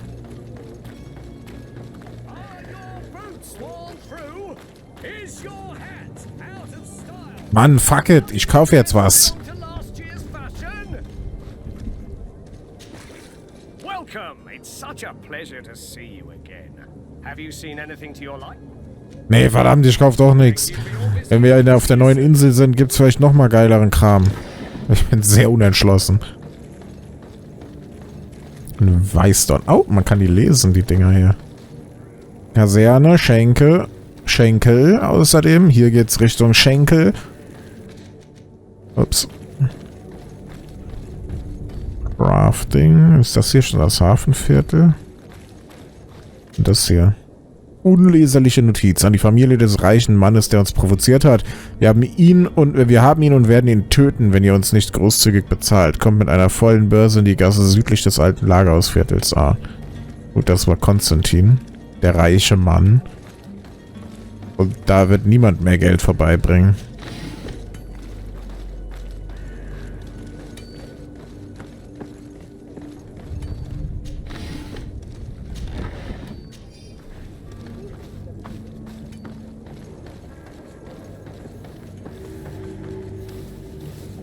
Da ist das Schiff. Hafenviertel. Ach, ist aber auch hübsch hier. Und du bist? Your Highness, I'm happy to see you. Your absence this morning worried both your father and me. Come now, Sir de Corsilion. My father may have been angry, outraged, or disappointed, but he's never worried about me. I am sad to have caused you any worry, though. Would you believe that I was rotting away in a sinister jail, guarded by thugs ready to kill me? Though still seeing double from last night's drink, I was preparing an ingenious escape plan when... Ta-da! My dear cousin jumped up out of nowhere and saved me. I'm quite the fairy tale damsel in distress. You might have refrained from the company of bandits the night before such an important departure. Take away the risk and halve the pleasure, de Corsilion. It is the salt of life. I fear that some of my teachings have been misunderstood. But you wanted to ask me something, Dasein? Ja. What will be your official title on Tier Or are you just here to keep an eye on us? Come now, don't be ridiculous. I'm coming in the capacity of official advisor. Nothing more. But His Highness has also asked me to report to him on certain strategic observations. I am therefore required to take note of all events, chart the island and its resources, but also obtain as much knowledge as possible concerning the more dangerous creatures of the island. Your help will be extremely valuable to me. I've no longer the legs of an adventurer. It's always a privilege to help, Master. Ich finde, wir haben unseren Charakter perfekt zusammengebaut. Er wird mir doch irgendwie immer sympathischer, weil diese Augenbrauen, dieser Blick, der hat immer sowas, ich bin hier von euch allen angekotzt. Was ist hier überhaupt los? So was leicht genervtes, griesgrämiges. Das finde ich irgendwie cool. Das passt auch, weil in diesen Dialogen, da liegt immer so eine leichte Schärfe drin irgendwie. Ich weiß nicht, wo die herkommt. Hier kamen wir auf jeden Fall eben her. Ich suche... Ach ja, genau, diese Geschichte mit der Schmuggelware. Wie lässt sich das lösen?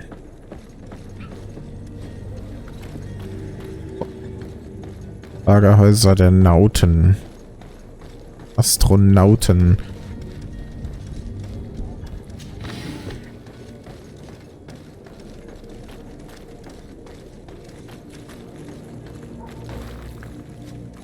Oh, da sind Schurken hinten dran. Geht aber nicht auf. Da steht zwar öffnen, aber jetzt nicht.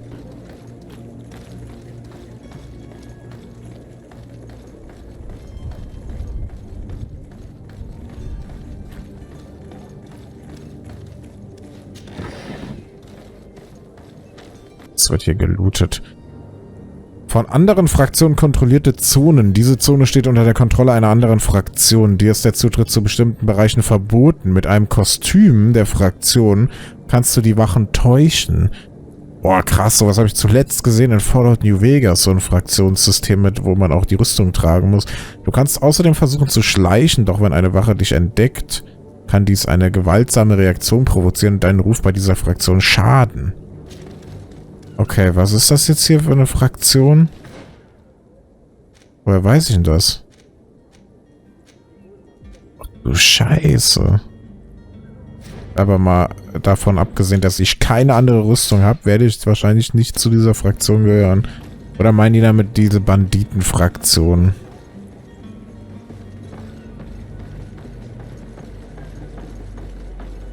Es stimmt, man sah bei der Rüstung, die ich trage, zu welcher Fraktion die gehört. Ne, hier ist es keine Fraktion. Aber irgendeine hatte ich, wo man das... ich hatte doch eine, wo man das gesehen hat, dachte ich. Ah ja, doch. Man sieht es da unten. Das ist eine Fraktionsrüstung. Und zwar... weiß ich nicht, wie die heißt, aber man sieht es da unten. Moment. Wollte eigentlich was anderes drücken. Hilfe. Questgegenstand, bla. Genau, irgendwas Fraktionsmäßiges ist das, was ich hier trage gerade.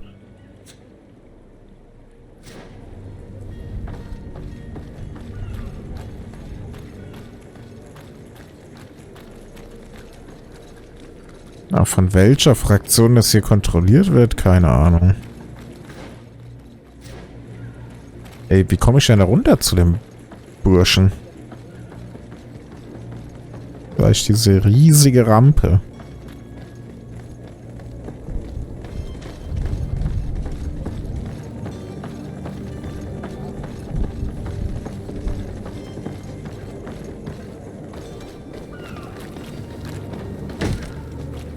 Lively there, lads and lasses! I promised the merchants and their prince we'd be off before the tide. You, man, carry that properly. That porcelain is worth more than your life. There are some children we'd been best to refuse. Captain Vasco. And you are? I'm Dasein, the prince's nephew. If all is in order, we will soon be embarking on your boat. It's a ship, not a boat. Apologies. Constantine d'Orsay, future governor of Tir Freddy. I'm enchanted, Captain.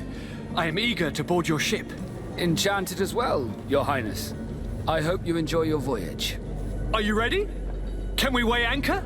We should be able to set sail with the tide, as agreed upon. We're short a crew member. The cabin boy is missing. But have no fear, we will leave without him if he does not present himself before the tide. Is he an important member of the crew? We don't need him for sailing or navigation. He's only a cabin boy. He must have simply had a bit too much to drink in celebrating his departure. Like another I know. I doubt that. Jonas was never one to fancy drink. And it's been 2 days since last he was seen. No, I fear something bad has happened to him. Might I ask you, if you hear anything, could you report it to me? I would like to set sail with a clear mind. Oh, man hätte sich auf jeden Fall ein noch hässlicheres Gesichtstattoo zulegen können. Es macht es schwierig, mit dem zu reden. Ach du Scheiße, ist das hässlich. Does the boy know anyone in Serene? Other than fellow Nords, you mean? I don't Oh, Lagerhaus der Nauten. but it's difficult to be sure. Da sind auf jeden Fall schon böse gewesen. When did you see your cabin boy for the last time? It's been 2 days since I've had any news at all. Alter, dieses Gesichtstattoo, ey. Furchtbar. Leute, lasst euch niemals so eine Scheiße tätowieren. Ach du Scheiße. Vor allen Dingen nicht im 18. Jahrhundert. Wo man das noch nicht weglasern kann. Have you seen anyone wandering about? Suspicious looking. Maybe clandestine passengers. Take a look around. There are far too many comings and goings to spot possible stowaways. As long as they don't try and get on my ship, I pay no attention to them. That said, we did catch ourselves a smuggler just a while ago. A smuggler? Maybe he could be of some use. Where could I find him? In the port jails, not far from the warehouses. May I ask you, why the sudden interest in smugglers and the odd stowaway? Nothing to bother yourself about. I'm just curious. You wouldn't, by the sheerest of coincidences, be on the trail of a couple of heretics, Your Excellency. The same a couple of the ambassadors of Ptolemy's men have been looking for nigh on 2 days. And so you know about that? Of course. The Cardinal's henchmen are hard to miss, even in a crowd. And they were making quite a fuss, hoping we would cave in and help them in their hunt. Feel free to carry out your own investigation, but you'll end up with the same answers. The port brigs, just like the warehouses, are property of the Nords. No one else may enter. Muss mich irgendwie als Naut ausgeben. I have a favor to ask before we leave. I'm all ears. We would like to load some merchandise into your ship's hold. Impossible. You're too late for that. All merchandise must be registered at the Port Authority, and the formalities are long. So, unless you're asking me to turn smuggler and hide contraband on my vessel. I wouldn't go that far. We're only talking about a few crates after all. Well then, they'll have to wait. The next ship for New Serene leaves in a month. Hellfire. If that shipment doesn't leave today, the commander will have my hide. Captain, I understand your position, but isn't there some way we can get these crates on board? I doubt it. Even if I wanted to help you, my quartermaster is a half-crazed bridge troll. He's gotten it into his head that a gang of ruffians want to use my ship to pass contraband over to Tirfredi. He's placed guards where our cargo is being held before being loaded. All that is not in the warehouse, and noted on the manifest, will be left on the docks. Sorry, but your crates are gonna have to wait until the next ship sets sail. Sorry, Kurt. At least we tried. The commander is gonna have my head. I'm sure that's what he wanted in giving me this impossible task. In that case, we're going to have to doctor the manifest ourselves. It must be at the Harbour Master's office. Oh, das ist eine gute Idee. Be back soon, Captain. Ich gehe doch jetzt noch nicht an Bord. He's a captain, Kurt, Jede Menge like zu tun. yourself. And in order to interrogate the smuggler, we'll need to find a way into his jail. Ja, die Nauten, das ist eine Fraktion. Aber wie komme ich an denen vorbei? Ich habe eine kleine Aufnahmepause gemacht. Es geht weiter mit Greedfall 2. Das ist unser Schiff, das wir kriegen wollen. Aber wir haben hier noch einiges zu tun in Serene. Das ist die Stadt, in der wir uns befinden. Ah, und was für eine Stadt das ist. Aber wir wollen ja weg. Aber wie gesagt, diverse Probleme sind noch zu lösen. Der Schiffsjunge fehlt. Der ist... Der hat sich irgendwie, ich tippe drauf, der sitzt irgendwo bei den Lagerhäusern hinten bei den Nauten fest und generell bei den Nauten, wir wollen auch irgendwie in diese Hafenzelle noch rein, wir müssten uns, das ist eine von diesen Fraktionen, die wohl nicht so gut auf uns zu sprechen sind. Sprich, ich müsste eigentlich mich mal als Naut verkleiden, wenn ich irgendwo so eine Uniform herbekommen würde, dann... würde ich da wahrscheinlich leichter reinkommen. Oder ich mache mich extrem unbeliebt bei denen, die mich sowieso schon nicht leiden können. Und bring die einfach alle um. Jetzt muss ich aber wirklich auch nochmal gucken, was war jetzt überhaupt alles hier. Handelswaren der Groschengarde. Ah, stimmt, wir müssen noch das hier die Lagerliste irgendwie fälschen, damit die Schmuggelware mitnehmen, die eigentlich keine ist. Also es wäre nur illegal, sie einfach mitzunehmen. Die Waren an sich sind ja nicht illegal, gehe ich mal davon aus. Dann haben wir Ketzerjagd, finde den Schleuser. Befrage den Schleuser zu den Ketzern. Das machen wir jetzt mal. Jetzt machen wir mal diese ganze Ketzerjagd-Geschichte. Sind Sie der Schleuser? Nein. Also gehen Sie bitte woanders hin. Der ist hier drin. Da gehen wir gleich rein.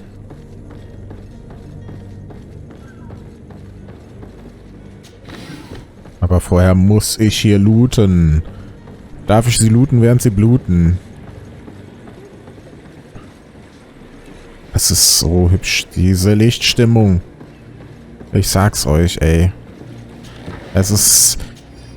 Ey, so viele Spiele machen das nicht richtig oder geben da... Was heißt nicht richtig, aber viele Entwickler, glaube ich, geben da einfach... einen Scheiß drauf. Die investieren da nicht viel rein, aber das kann so viel ausmachen. Eine richtige Lichtstimmung. Vorreiter ist da einfach immer GTA. Da kannst du so viel anhand der Lichtstimmung der Tageszeit ablesen irgendwie. Wie es sich gerade anfühlt, wie warm oder kalt es ist. Es ist einfach, die machen das genau richtig. Das hier sind doch irgendwie so Baracken, ne? Ne, das ist ein Lager. Sind das Baracken? Das sind doch Betten. Ja. Barracks. Tagebuch des Schleusers. Ich habe 2 neue Kunden. Sie wollen nach El-Sad reisen und die Inquisitoren sind ihnen auf den Fersen, was meine Arbeit nicht einfacher machen wird. Ich denke, ich kann sie unauffällig auf ein Schiff bringen, aber wir müssen vorsichtig sein und ich hoffe, dass sie geduldig und ruhig sein werden. Ich werde sie in einem Lagerhaus hinter dem Hafenamt verstecken, in das sich die Inquisitoren niemals hineinwagen werden. Und den Brief lasse ich einfach hier liegen. Lagerhaus hinter dem Hafenamt. Achso, ich hätte ihn auch befragen können. Jetzt habe ich mich dafür entschieden, einfach hier rumzustöbern. Ja. Gib dich als Mitglied der Nauten aus. Ja. Das wird nicht so einfach sein. Oder haben die keine richtige erkennbare Uniform? Dann könnte ich natürlich einfach mit meiner Redekunst versuchen, die zu überzeugen. Hier liegt jemand, der ist tot.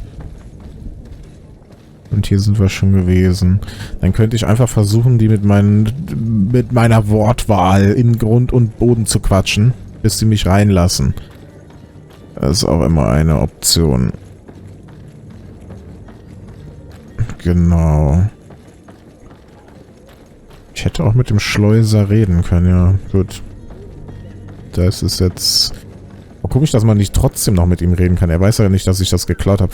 Oder das Spiel sagt, ey, eine Information reicht. Hier sind die ganzen Lagerhäuser. Hafenamt. Manipuliere das Logbuch. Das ist das mit der Schmuggelware.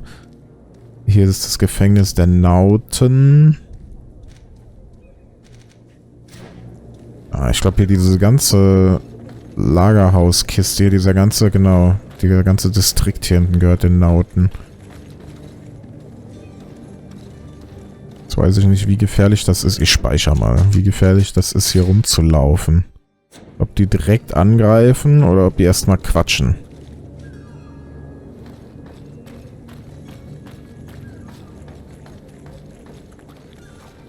Die Nauten. Das ist eine Leiter. Ah, ich würde gerne diese Leiter hoch. Guck mal, ich kletter hier rüber, da hinten wieder runter. Da sehe ich doch schon ein Loch in der Wand.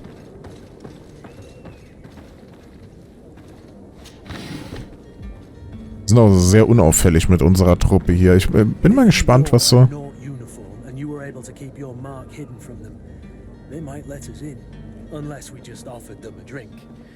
Ersetztes Getränk. I see where this is headed. If we drop a little soporific in their glasses, the way will be clear. I'll just need to find the proper ingredients, but it's doable.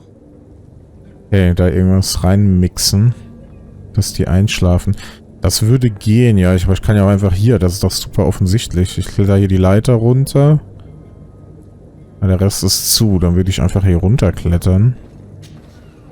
Und durch die Wand einsteigen.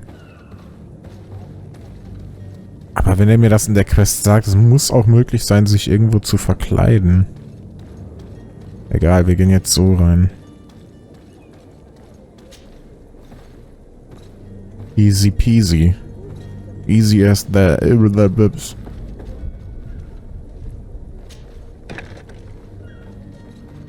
Oh, das sind doch die Ketzer. Die dürfen mich doch sehen. Noch. Damnation, we've been found. I told you that the smuggler was not worthy of our trust. The man to which you are referring was arrested and thrown into prison, but revealed to me your hiding place. Oh, the traitor! Have you come to deliver us to the Inquisition then? Please, please, have pity on our souls. We have committed no crime. We are not heretics. We are nothing more than historians. In that case, why is the ambassador of Teleme so concerned about your teachings? Why is the Inquisition looking for you, and why are you hiding? Our only error was wanting to publish our work. It's true. We presented our research, but it didn't please the censor. And here you have the result. We fled all the way to Serene, thinking we would be safe. But the Inquisition wants to silence us so badly that they followed us here. Ich glaube denen. Tell me more about your research. What about it is so horrifying that it would provoke such a fuss? Our work concerned the teachings of St. Lucius. The disciple of Saint Matthias. The one who returned to Teleme after traveling with his master. The very same. His writing was carefully preserved, but never seriously studied. With the discovery of Tir Freddy, we thought it crucial to take a look at the original text. We wanted to verify if this island could have been the faraway place that he spoke of. The Eden of Saint Matthias. And? What did you find? Tir Freddy is without any doubt the land that our Saint Matthias and his disciples went to. But the text that we discovered was radically different from what we expected to find. In the original text, St. Lucius doesn't speak of an Eden, of the paradise of the illuminated. He speaks of a voice that came from the depths of the earth, which convinced St. Matthias to stay there. It was written in black and white, and there is no doubt about it. The original was written in Lucius's own hand. I understand now what that text has cost you. This voice from the depths sounds more the power of a demon than a saint. The sacred texts are always difficult to interpret, but what is written is written.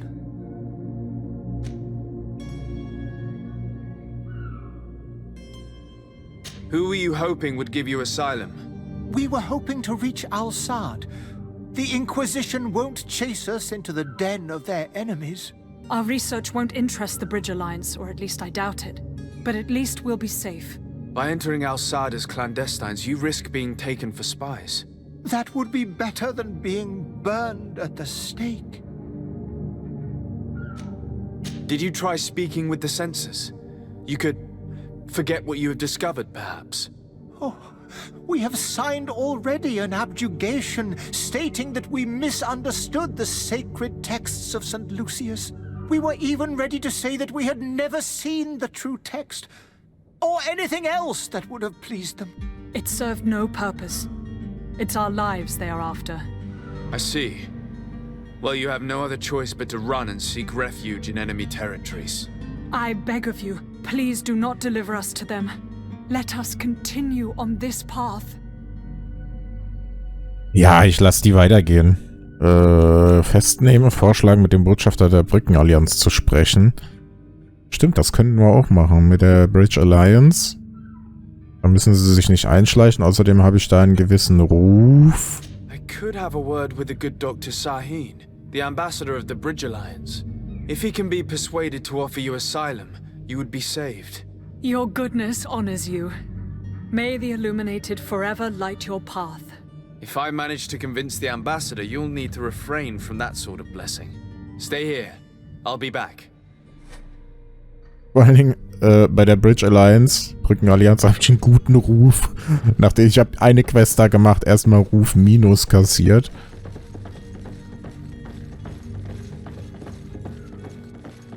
Ja, auch wie die hier immer ihre Lagerhäuser bewachen. Die stehen immer alle Mann vor der Tür, aber keiner ist da drin. In dem anderen Lagerhaus genauso mit den Schurken. Ja, doch, ich bin sicher, das wird funktionieren. Nein, ich war doch noch gar nicht weg. Jetzt wird hier erstmal Schloss geknackt. Alte Barbuta. Was? Das ist ein Helm. Oder sowas. Eine Barbuta, ja, ist ein Helm. Ausdauer 1. Kann Kurt den tragen? Gehen, ja. Selbst der modische Hut ist besser als das, was er da trägt. Dann trag du mal den Helm hier, der passt doch zu dir. Du bist doch Soldier. Ah, da will ich auch noch hin, so dicke Rüstungen tragen.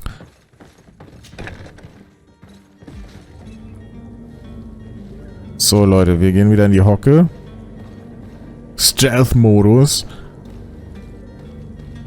Und dann werden wir mit denen reden.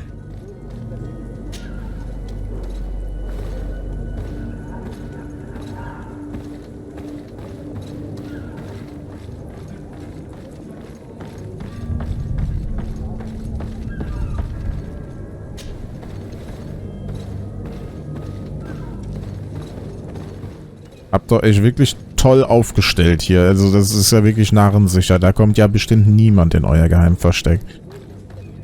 Das ist ja fantastisch. So, kann man hier hinten jetzt... Ups, kann man jetzt hier eigentlich hier hinten auch was machen? Wer seid ihr denn? Sir, we were given orders to wait here with the merchandise. You're going to have to wait. We need to find a way to clear the access to the warehouse. So, die warten noch auf meinen Go. Ja, ja, Leute, eins nach dem anderen. Wartet mal noch ein bisschen. Ich habe gerade zu tun.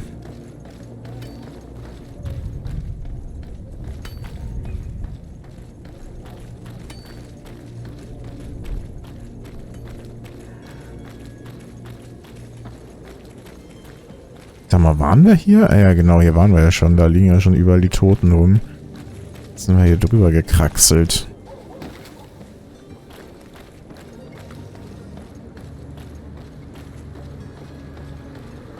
Ah, verdammt, ey. Wir haben wirklich einen negativen Ruf kassiert. Ich hoffe, der macht trotzdem mit. Weil sonst wäre natürlich die naheliegende Option gewesen, denen einfach zur Flucht zu verhelfen. Oder einfach...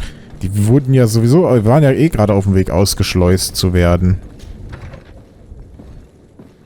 Auch wenn der Schleuser im Gefängnis sitzt. Your Excellency. Lord Dasein. I would like to talk to you about a rather delicate matter. I am listening. A couple of historians have made a recent discovery concerning Matthäus, the founder of the mythical Teleme. And it seems that this is not to the liking of the illuminated, or at least his more fervent subjects. These sinister hypocrites are going to want to burn them at the stake. Without a doubt. And that's why these poor people are begging you to offer them asylum. We are willing. Where are they to be found at this time? At the port of Serene. They were hoping to stow away discreetly on a vessel to Al-Sad. Very well. I shall send an escort immediately to take them somewhere safe. Ja, perfekt. Das, da brauchte ich ja überhaupt gar keine Überzeugungskraft. Kurz drüber gequatscht. We are eternally grateful. It was nothing. I hope you won't have too much difficulty adapting to your new country. If you would allow me, I would like to give you this. It's not much, but it is all that we possess. Farewell. 80 Goldmünzen. Das ist gar nicht so wenig. I wouldn't have wanted those poor buggers to end up on a burning pyre. It would seem that I'm not the only one with a tender heart. So, zurück an den Hafen. Ein Hafenkonzert. Nee, Moment, was hat er mir denn jetzt?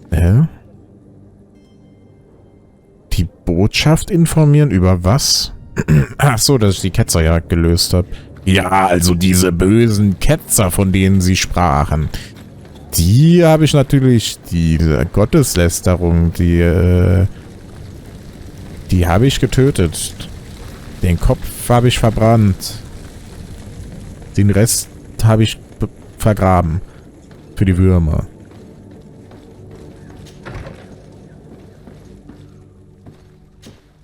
Good day, Excellency.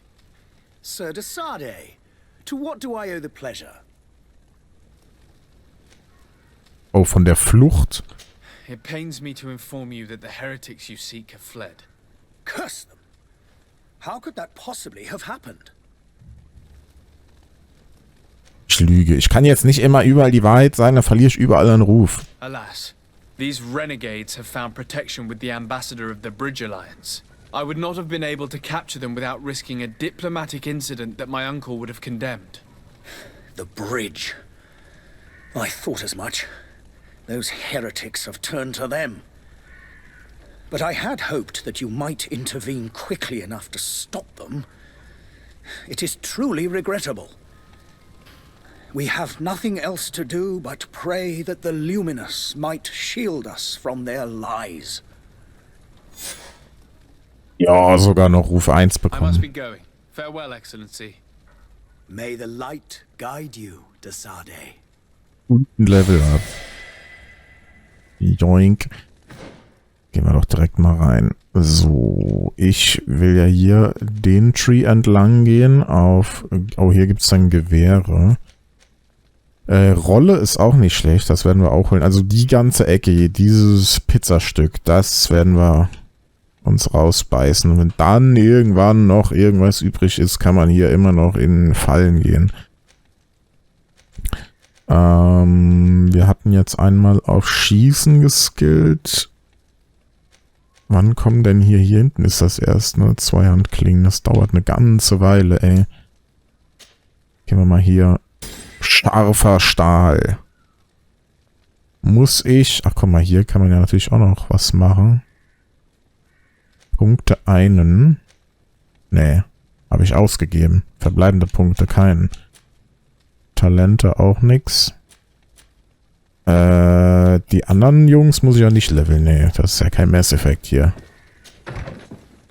Ein Charakter reicht auch. Habe ich sowieso bei Mass Effect, haben wir auch in der Legendary Edition auch so gespielt wieder. Dass ich einfach nur meinen Charakter level und das Spiel automatisch die Gruppenmitglieder levelt. Weil wenn man da auch noch in die Trees reingeht und guckt, ey... Zumal es auch eigentlich in Mass Effect ist es auch nicht so komplex, dass man da wirklich reingehen muss. Kann auch das System automatisch machen.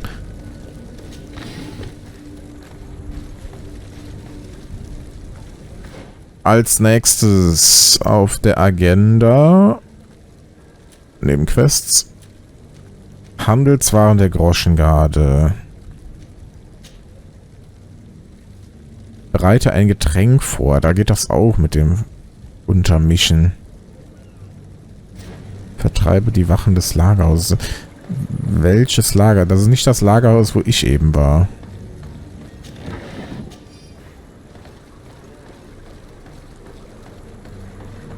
Gucken wir mal.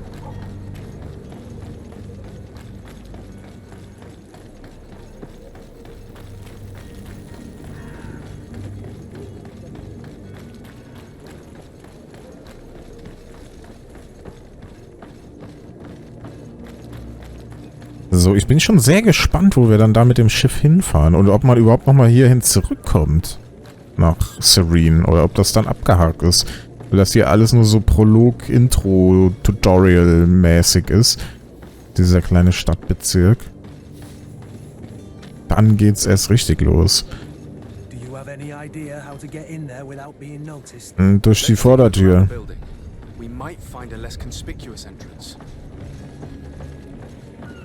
Auffällig irgendwo reinkommen will, da geht man doch am besten durch die Vordertür. Wie wär's denn hier?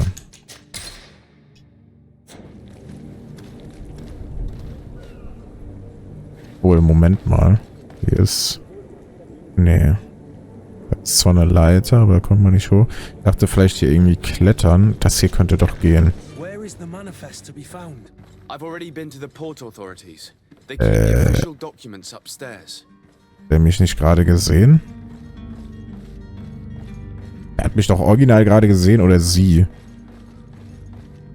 Lalala, ich höre nix.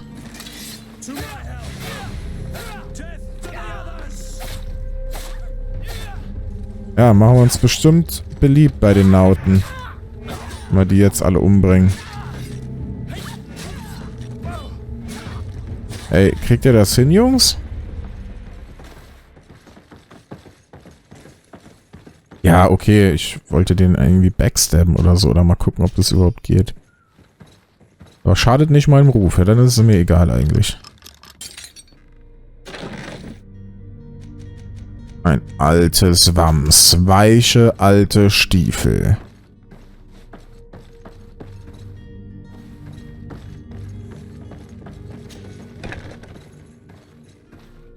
Guten Tag, guten Tag. Keiner da. Oh, geile Rüstung. Kaban.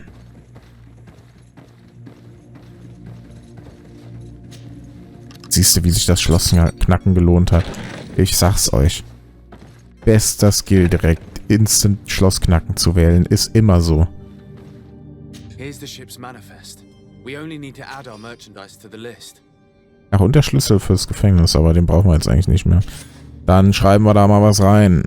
So. Okay. Das heißt, die Waren dürfen offiziell an Bord.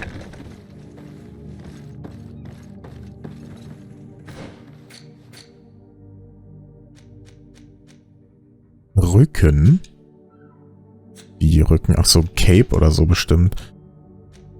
Alter, bestickter Wams. Der Kaban. Ne, die haben dieselben Stats. Hat höhere Magieresistenz. Aber die andere Resistenz sinkt. Sieht denn der aus so? Bestickte Wams eigentlich ein bisschen cooler, ne?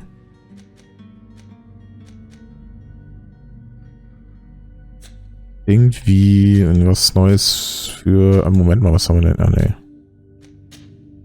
Kopf, modischer Hut.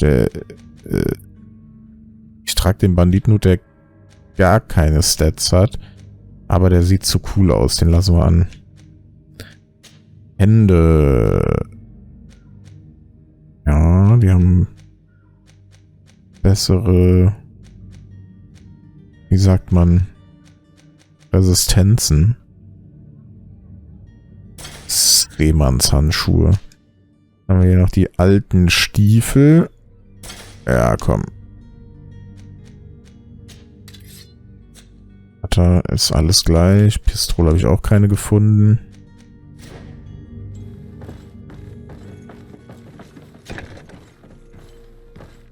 Gut, Leute, bringt die Scheiße an Bord. Es ist offiziell, wir dürfen.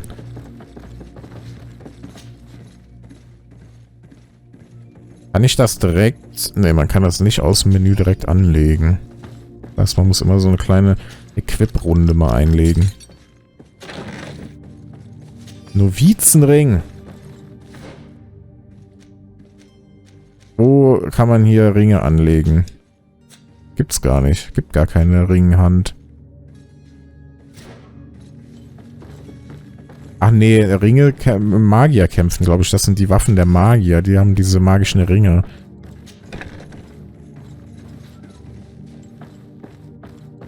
Könnten wir auch bei dem Händler kaufen. Wieder ein Problem gelöst. Ich bin ein Problemlöser.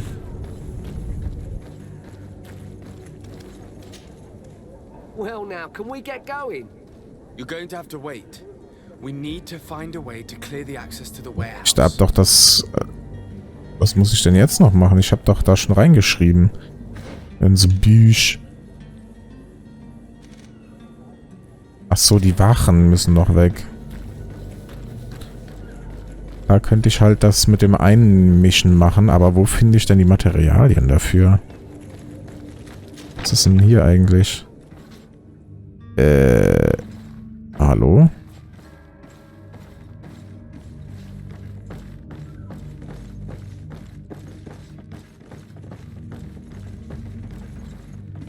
Ist halt nix, doch eine Truhe. Sie haben doch sicher nichts dagegen. Ja, ja, da guckst du, ne? Das ist jetzt mein Zeug. Er hat schon die ganze Zeit gegeiert, wollte wahrscheinlich selber die Truhe knacken, aber wartet noch aufs Level ab. Oh, ein Dreispitz!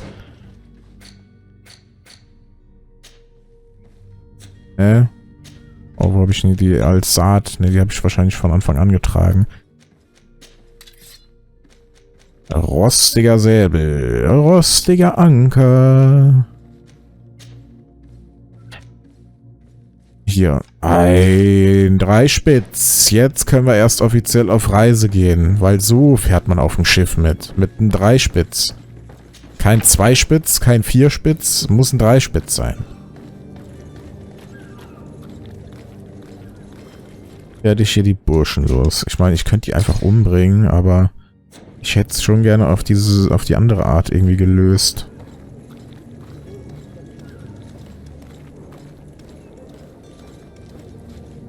Hello? What can I do for you? We're the relay. You're dismissed. Finally! We were starting to grow moss. Courage, me hearties. The path is clear. We should notify them. Das war ja einfach. Wieso kaufen die mir das so ab? Vor allen Dingen, während Kurt nebendran steht, der offensichtlich nicht zu denen gehört. Ist mein Hut? Nee. Ah, hier. Das ist von den Nauten. Natürlich, der Kaban, den habe ich auch bei denen gefunden, haben wir jetzt gar nicht drauf geachtet. Ja klar, wir sind ja jetzt einer von denen. Deswegen haben die mich auch gerade eben nicht angegriffen in dem anderen Lagerhaus. Jetzt kann ich ja einfach so fröhlich rumlaufen und die machen nichts. Ah. Ey, ich bin ein Naut, wie Sie sehen können. Astronaut. Das ist ja ganz klar hier, den kenne ich ja.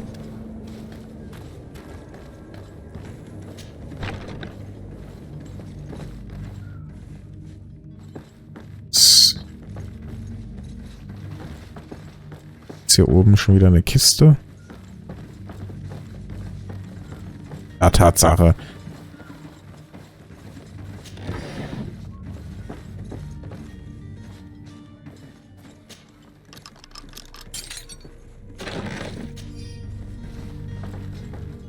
Perfekto, Leute. Hier ist mir zu viel auf der Treppe los.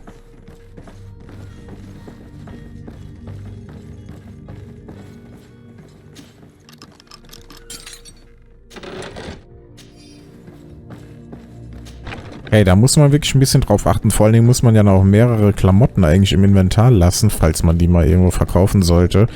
So, ja, da drüben könnte ich ja mich nochmal als der verkleiden. Klar, du hast so deine Hauptausrüstung, aber ein paar Verkleidungen dabei zu haben, wahrscheinlich nicht verkehrt.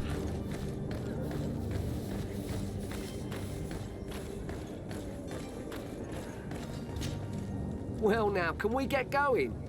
The way is clear. It's time to get going. Do your best to be quick and quiet about it. You won't have much time to move it. Don't you be worrying now. We're off. The warehouse is at the end to the right there. You can't miss it. Move out. Quick steps.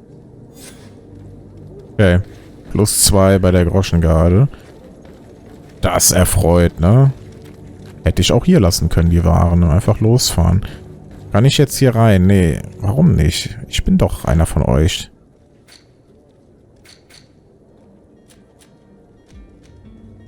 Müssen noch mit dem Quartiermeister reden. Der Quartermeister. Wo ist denn der? Wieso wird er mir nicht angezeigt? Ach so, nee. Sprich mit dem Quartiermeister der Kaserne der Groschengarde in Neuserin. Da sind wir noch gar nicht. Da wollen wir ja hinfahren.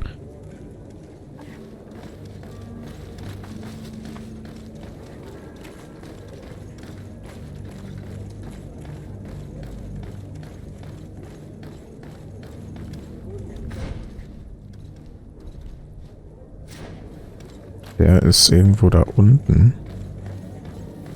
Immer schön schrubben, hier, Bursche. So muss das. Achso, mit dem soll ich nochmal reden. Der gehört doch auch zu den Nauten hier. Die haben alle, erstmal hat er auch diese, genau, auch die Uniform an. Von denen, wie eben. Und die haben irgendwie, die Nauten sind anscheinend bekannt für ihre unfassbar hässlichen Gesichtstattoos. We should be able to set sail with the tide, as agreed upon. I'm still without news of my cabin boy. But we will have to do without.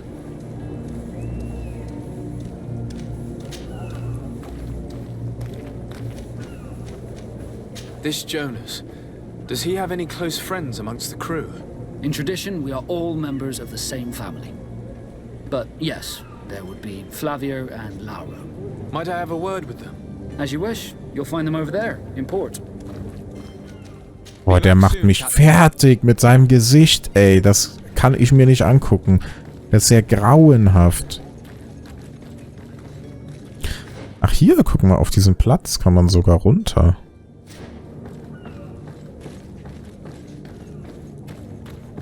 Grauenhaft, ey. Wie der aussieht im Gesicht. Was hat er sich denn dabei gedacht?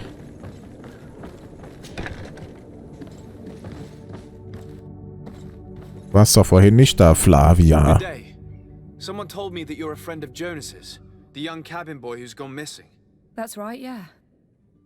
Are you looking for him? Yes. Your captain asked me to go and find him. Happy to hear he's taken the disappearance seriously. What can I do for you? Wann hast du ihn das letzte Mal gesehen? 2 days ago, in the evening.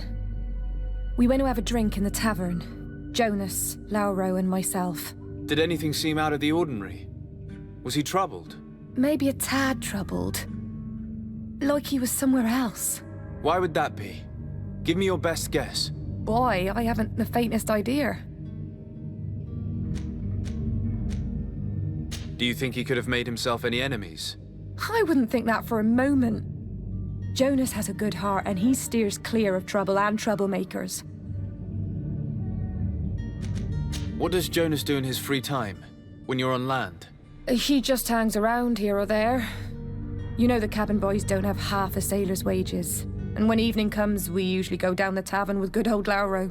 Did he ever have one too many? Never. He sips his pint like it was bad medicine. One drink lasts him the whole night. What do you think about Captain Vasco? He's a damn good navigator, and an excellent leader of men. He knows his craft well, in spite of being so young. How old is he? He's not seen his 25th year yet. If he keeps it up, he'll be an admiral one day. I need to be going. Farewell. Dann reden wir noch mit dem anderen Typen. Und dann, wo will er mich hinschicken? In die Schenke oder was? Nee, aber ich soll die richtig ausfragen.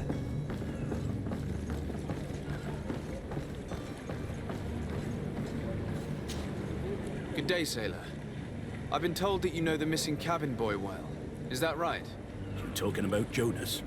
You bet your stars I know him. But like I've been crying to the 9 death winds. Wieso sehen die alle so scheiße aus? Was ist denn mit euch passiert? Were you a witness to the event? Yes, I was. Even though I'd had a few tumblers in the belly, I hadn't yet lost my head. The other day, in the tavern, I saw him talking to a well-dressed man, surrounded by some other sly ruffians. And then when we left, him and I, Flavia left a little earlier, you understand. Well, those brutes were there, waiting for him. They just up and took him like that. Grabbed his arms and poof. Gone. Vanished. Why didn't you intervene? I tried to, believe me. But my legs betrayed me. Wavering they were. And I fell into the gutter.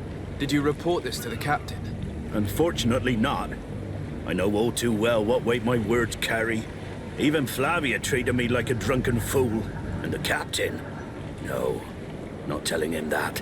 I still have some pride left, you get me? Why would anyone want to snatch a mere cabin boy? How would I know? Jonas is a gentle boy who keeps his head down. You think my story is nothing but mist too, don't you? It's just that I can't imagine a gang of thugs hoping to get a ransom for a cabin boy. Did Jonas seem troubled to you, the night he disappeared? Maybe. For sure he wasn't his usual self. Do you know what was on his mind? No. No idea.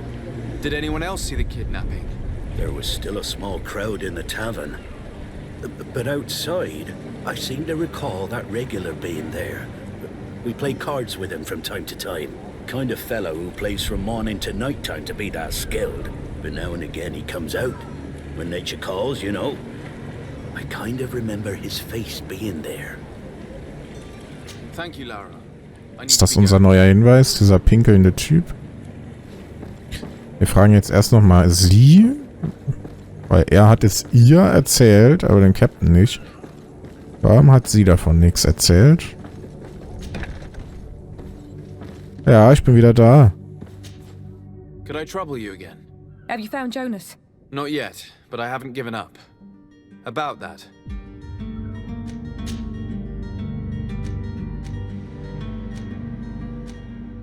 Does he know anyone in Serene? No one, far as I know. I don't know where to start with this. Do you have any idea? No. Lauro won't stop telling anyone who will lend him an ear that the boy was carried off by thugs. And you don't believe him? I like Lauro, don't get me wrong, he's like a brother. But to be honest, he drinks a little more than he should. The itch for a drink gets us all, but to him more than others, and when you drink too much, the imagination wanders. Here, yesterday, it was me who tied one over, and I thought I heard Jonas's voice by the canal. I called back to him, as you guessed, but then nothing. Drink. It blurs the senses. Das ist ein super Hinweis. Farewell. Strange story this is. Something isn't right here, I can feel it. We need to lift the veil on this. So, wir gehen in die Taverne, genau, habe ich mir auch gedacht. Und so nach dem Pinkelmann. Wieso haben die den entführt? Da muss mehr dran sein. Die entführen nicht einfach random den Schiffsburschen. Macht keinen Sinn.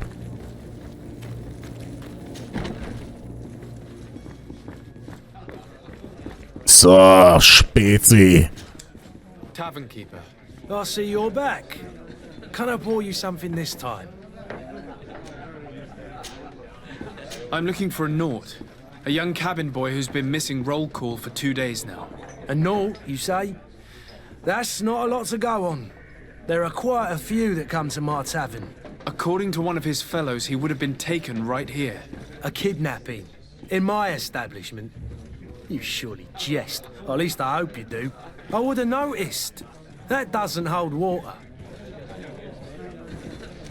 Someone told me about one of your faithful clients. A big gambler, it would seem. I see. An able-bodied man. Passes his time lightening the pouches of sailors coming through. Where might I find him at this time? Here? He would never give away his chair at his table. Anything else? I need to be off. Farewell. Goodbye. Goodbye. Da. Er gibt niemals seinen Stuhl auf. Er steht. Who are you? Oh, der sieht auch fies aus schon. Am I in your debt? No. Have no fear about that. It's for a different reason that I am here. I'm looking for a Naut that disappeared 2 days ago, after visiting this establishment. A young cabin boy. 2 members of his crew accompanied him. Yes, that does ring a bell. I've played with the 3 of them. What can you tell me about the boy? How was he that night? He seemed rather nervous, as if he was worried about something. Didn't feel like playing, that I remember. And he must have been right to be nervous, if he's disappeared. Tell me what happened that evening. A rich merchant came in, with a band of strong arms. The kind of men you can round up for a few coins, if you catch my drift. They exchanged words with the cabin boy. The kid was defensive, not sitting pretty. And then they finally left. And after that? It just so happens that I did go out for a breather. I needed some fresh air. And I think I might well have seen those same men grab him. But that was none of my business. I wouldn't have thought that they were kidnapping him if that's what it was. They weren't particularly rough with him. Nicht besonders grob. Who was the rich merchant, do you think? A jilted lover? A moneylender? No, sir. You are in luck. It so happens that I know the man. It was Sir Fontaine, that merchant. Ah, die Fontaine-Lagerhäuser. He has a house in the wealthy boroughs, just off the canal. A stone's throw from the Theleme embassy. Thank you. You've been immensely helpful. This man is completely owned by his love for the game. Do you think we can trust him? What would he gain from lying? Ich glaub dem, weil wir schon halb in das Fontaine-Haus eingestiegen sind und da war aber komischerweise nix. Deswegen glaube ich dem.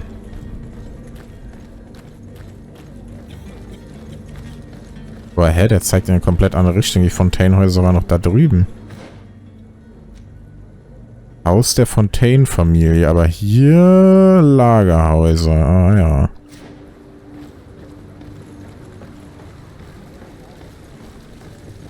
Wird er in den Lagerhäusern gefangen hat. Ich habe so damit gerechnet, okay, diese ganze Quest wird uns jetzt hinten zu diesem Haus führen, wo die Schurken schon stehen, hinten beim Hafen. Wo öffnen steht, ich aber nicht öffnen kann.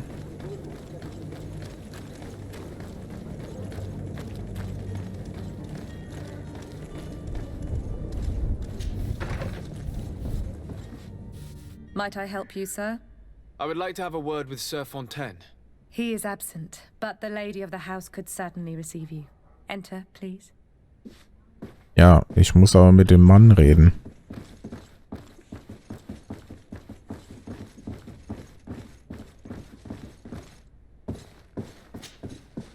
Guten Tag, die Dame. I've seen you at court. You are Lord Dasein. And to what do I owe the honor of your visit, Excellency? I would like to have a word with your husband. He is not here, but perhaps I could be of help. Die guckt It aber auch concerns a grimmig. delicate matter. We're looking for a missing cabin boy. According to witnesses, he had an argument with your husband before being taken. I see. I am afraid that you have been misled. You seem to have come to the wrong conclusion. The cabin boy you speak of was not taken. He has simply returned home. Excuse me, but I'm not sure I understand. Don't you see, Your Excellency? We got our son back. Das ist so eine Familienkiste, oder was? I am very surprised. Several witnesses confirmed that your son had a fight with your husband, and that his men escorted him from the tavern using force. If he had joined your husband... Also würde auch erklären, dass sie nicht so grob waren. In a tavern? And you choose to believe these drunkards over a respectable family? These witnesses are all in agreement, and it's their testimonies that have led me to your doorstep. My son was probably shocked to have found us. My husband and the other men might have simply had to carry him. A gesture that your drunkards must have misunderstood. Ich weiß nicht. Ich glaube, den Trunkenbolden mehr. Es kann sein, dass der Sohn ist und der nach Hause zurückgekehrt ist, in Anführungszeichen, aber der will hier vielleicht gar nicht sein und die Familie zwingt den. What was your son doing on a Naut ship? Why would they have taken him? It is what they do. Through pacts and contracts, they steal away young children from their mothers. What are you talking about? I would have thought that a legate would know these things. But it is true that you are young and inexperienced. It seems that you have been protected from the turpitudes of our own nation and their terrible allies. This horrible, constant ransoming that they put us through. But I will not say another word. You will have no trouble verifying the details now that you know what to look for. Where might I find your son now? I cannot say, Excellency. You must understand why. Until the Nauts have set sail, we live in fear they will take him back from us. This pact? It sounds like some fear-inducing story. The Nauts wouldn't be the first to recruit through dubious means. Mann, was ist denn das hier wieder für eine Geschichte, ey? Die zwingen den doch, das sehe ich doch der Alten schon an, die zwingen doch ihren Sohn, dass er hier bleiben soll. Der hat aber keinen Bock drauf. Der will zu den Nauten gehören. Nein, du gehst nicht zu den Nauten, du bist kein Seemann. Wir sind eine respektable Fontaine-Familie. Ja, Mama, ich will nicht. Ich will vielleicht auch mal mein Leben leben, wie ich Bock drauf habe. Nee. Ich habe dein Leben, als du noch nicht geboren warst, hier aufgeschrieben, auf dieser halben DIN A4-Seite. Und da siehst du, ganz unten steht geschrieben, hier in Klammern PS, PPPPS, wird kein Naut werden. So steht es geschrieben.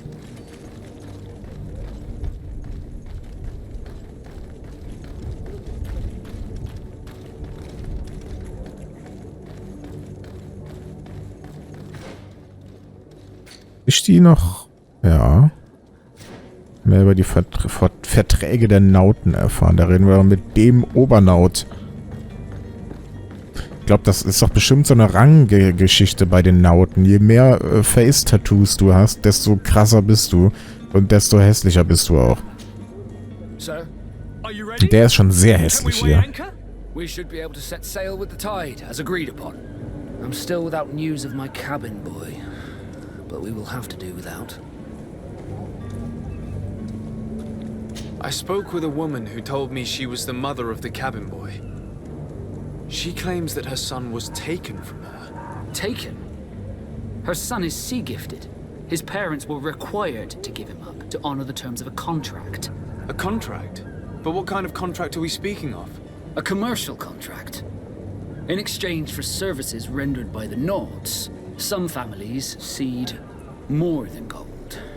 In some cases, nations even trade some of their subjects before they're born. I wouldn't be able to tell you the condition of Jonas's contract. I didn't even know he was originally from Serene.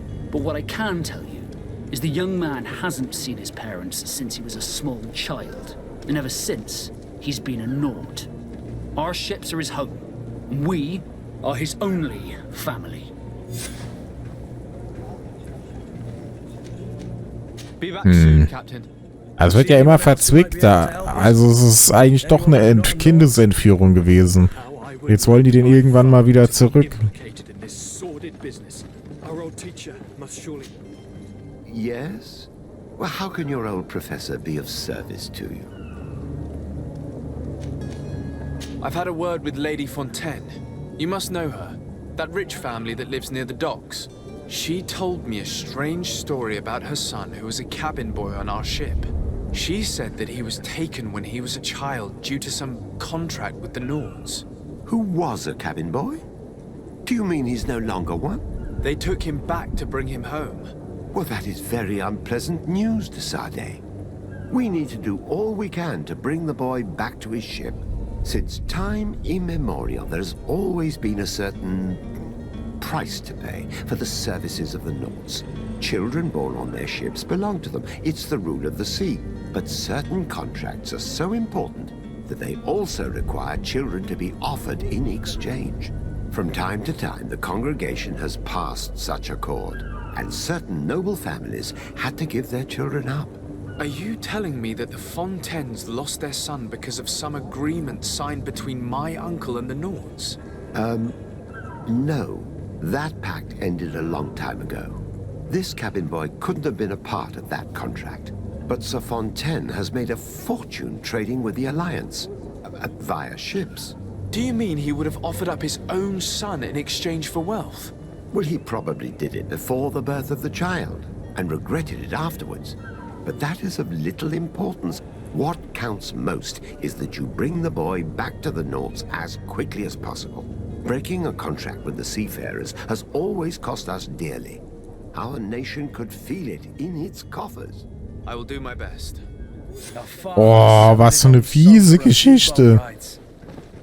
Er hat ihn in diesen Vertrag gezwängt. Jetzt hat er keinen Bock auf diesen Vertrag, aber eigentlich muss der Junge wieder zurück. Ich weiß, vielleicht will er jetzt...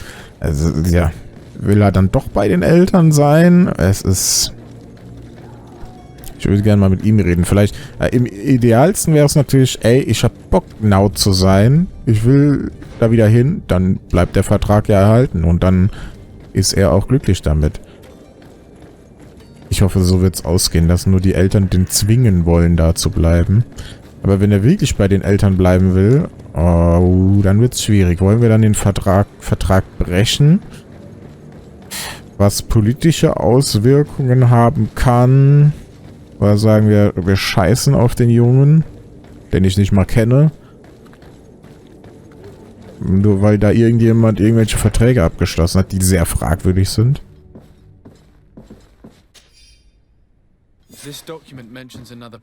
Oh, ups, das war wichtig. Ach so. Das Lagerhaus der Fontaine. Ja, da waren wir ja schon. Schnellen Schrittes laufe ich zum Lagerhaus. Weg da! Laufspalt! Ich muss hier durch.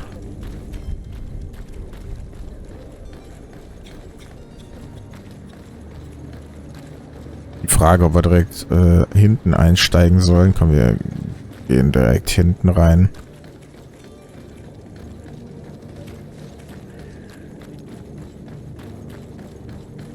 Sieht doch schon so sneaky aus. Da muss man hier über einen Zaun klettern. Das muss doch richtig sein. Schwupps. Wer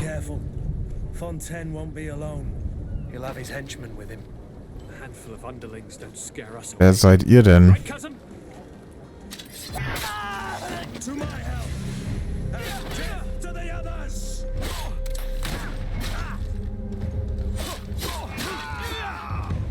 Ja, das ist halt aber hier Groschengarde, ne? Habe ich jetzt getötet, die Groschengarde. Der hat angeheuert. Kleine uralte Donnerbüchse. Ja, viel weniger Schaden.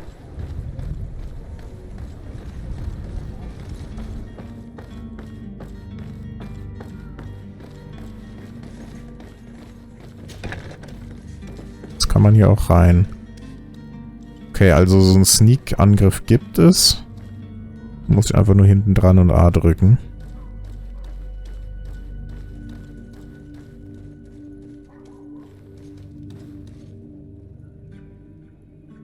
Also, wer steht denn da in dem Raum?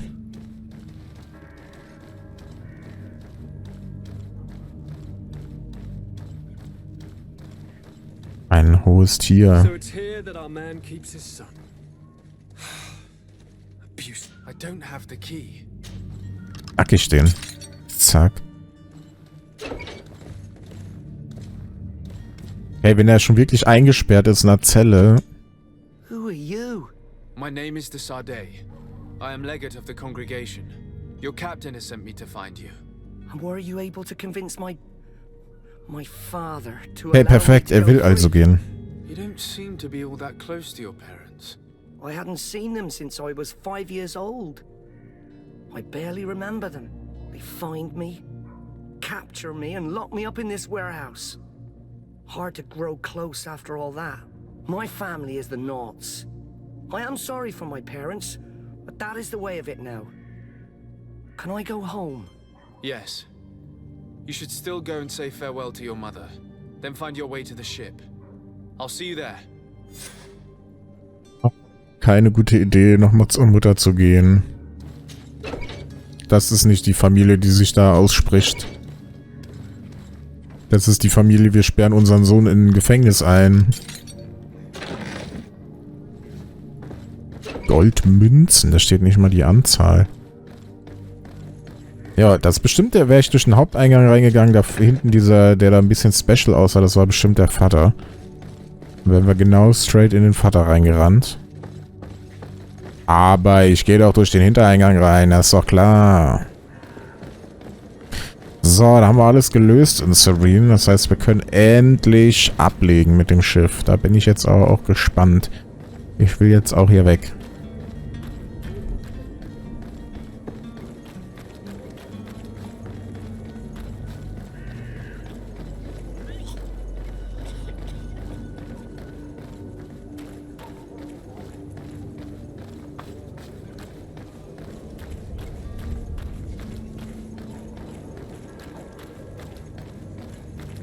Dann, ja, wurde das eigentlich geklärt? Was müssen wir denn da machen? Also warum gehen wir auf diese Reise? Habe ich in der ersten Aufnahmesession schon gefragt. Ich glaube, es wurde irgendwo mal mit einem Satz erwähnt. Habe ich aber schon wieder vergessen. Was machen wir eigentlich da? Es scheint sehr dringlich zu sein, dass wir endlich diese Reise antreten. Aber warum? So, are you ready? Can we weigh anchor? We should be able to set sail with the tide, as agreed upon. My cabin boy, Jonas, is back on ship. I have you to thank, I imagine. You do. It's a rather sad affair, and though solved, leaves a broken family behind. All we can do is plot a course. No one tells the wind what to do. I do thank you. I didn't think you'd go to so much trouble for a cabin boy. Your actions bring you honor. Oh, +3 Ruf bei den Nauten. Permission to board the ship. We are ready. Certainly. But keep in mind that we'll be at sea for several months. If you have any farewells to make or any final business to put into order, now is the time. No, my house is in order. We are ready to embark. Perfect. Follow me. Oh, gibt's jetzt so eine coole Assassin's Creed 3 Geschichte? Wir spielen jetzt 6 Stunden nur auf dem Schiff, damit sich's auch nach einer langen Reise anfühlt. Soll jetzt nicht negativ klingen, ich fand das sehr cool in Assassin's Creed 3. That's right. I heard a rumor the Naughts even brought one back in one of their ships. I doubt that. The Naughts are strange, but they're not idiots.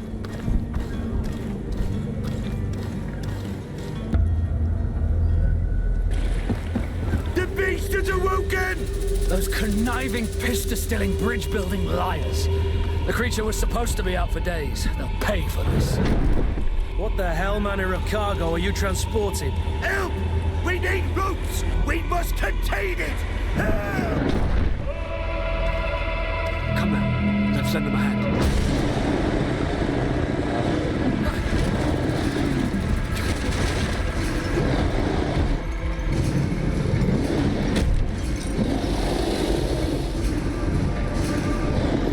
Watch out!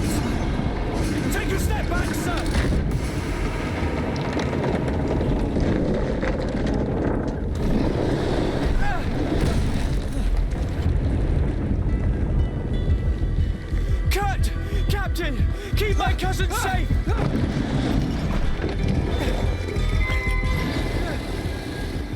Was ist denn das für ein Ungeheuer? Unbekannte Kreatur. Jawohl. Oh, er zieht sich diese... Geil. Die Dinger raus. Es ist ein intelligentes Wesen.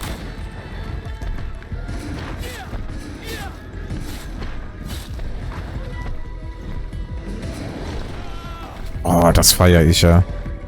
Wenn man nicht vorher sich schon irgendwie Bilder oder so angeguckt hätte und nicht genau wüsste, dass es vielleicht so eine Art Fantasy ist. Du siehst das Ding zuerst. Wir haben vorher nur gegen Menschen gekämpft. Da ist er.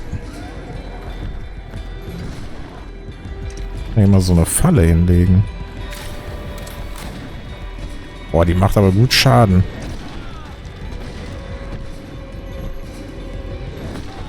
No, lass mich.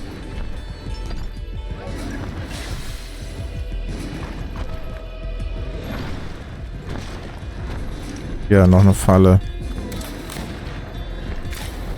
Jawohl, die sind so stark wie ein Schuss aus der Pistole.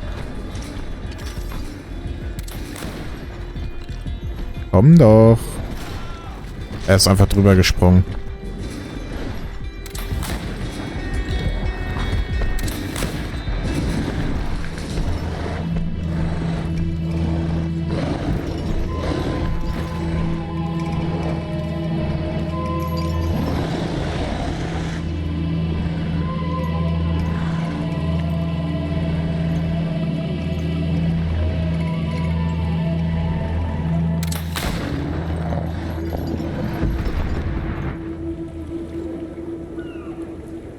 Greenblood, how do you fare?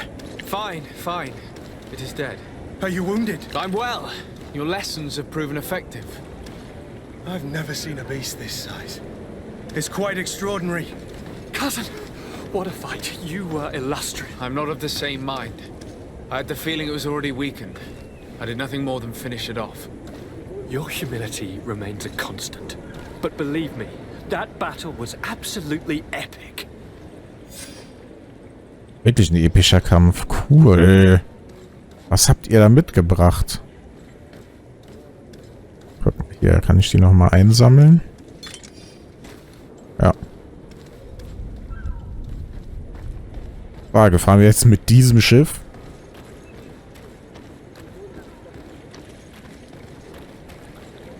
Doch vorhin... Moment mal, da ist noch eine Truhe. Und außerdem habe ich vorhin noch gelevelt. Deswegen war hier unten noch dieser Riesenplatz. Ich dachte nicht, dass das eine Boss-Arena ist.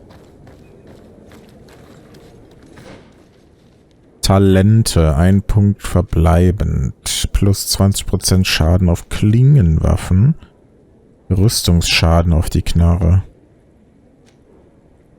Ich will halt versuchen, relativ früh dabei den Zweihandwaffen rauszukommen.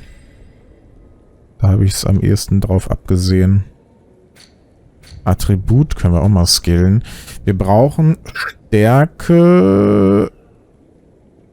Genau, wir brauchen Kraft, um halt überhaupt die Waffen zu... Nee, Moment. Schlagwaffen. Ich will aber hier Zweihänder. Da brauche ich Beweglichkeit. Wir brauchen die beiden Stats quasi. Genauigkeit und das. Ja, genau.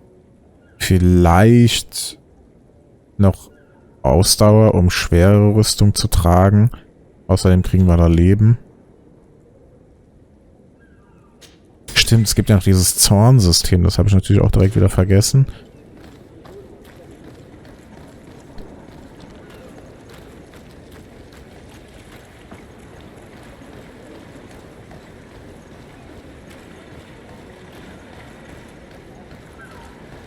Volle Zornleiste hätte ich ja eigentlich mal machen können. Gentlemen!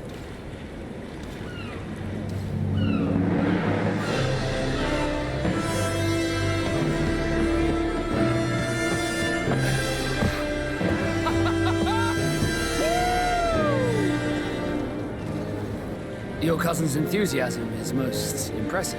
This journey is his long-awaited chance to prove his worth. He has a demanding father. More likely he's just happy to be free of this hornet's nest. I definitely know I am. That's certain.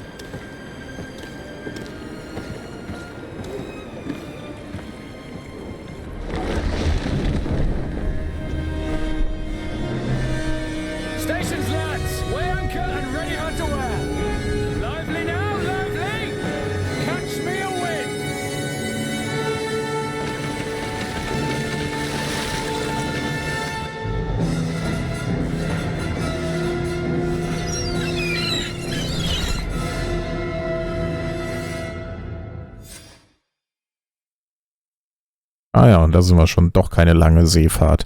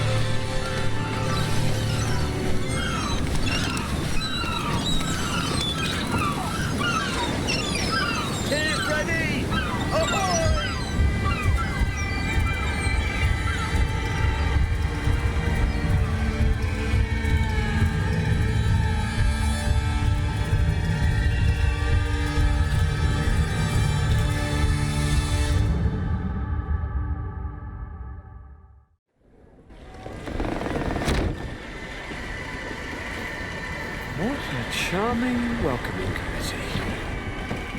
Gentlemen, I am Constantine of House Orsay, your new governor. I have no idea what sort of ceremony you've prepared for my arrival, but I would gladly skip it, so... indeed, these are rather peculiar customs. I see, it seems you were quite intent on serving me a drink. Hello? Cat got your tongue, gentlemen? Would it be those annoying beaks? I am truly sorry. These doctors should have shown a greater measure of courtesy. Thank you, dear doctors. Move along. Don't trouble the Nords. Pay no attention to them. Instead, just drink. The long voyages at sea require the appropriate treatment as soon as we land. According to our scientists, without fortifiers, you might catch your death, and that would be quite regrettable. I should have chosen death. This concoction is liquid torture. I would think that they would have warned you on the ship. Not in the slightest. And you must be Lady Morange, my predecessor. You are correct. There you are! To your health. Aha! You got your dose of bile too. Allow me to present to you Lady Morange, and to you, my dear lady, my most trusted cousin. Where is the captain? He seems to be preoccupied with some sort of admiral.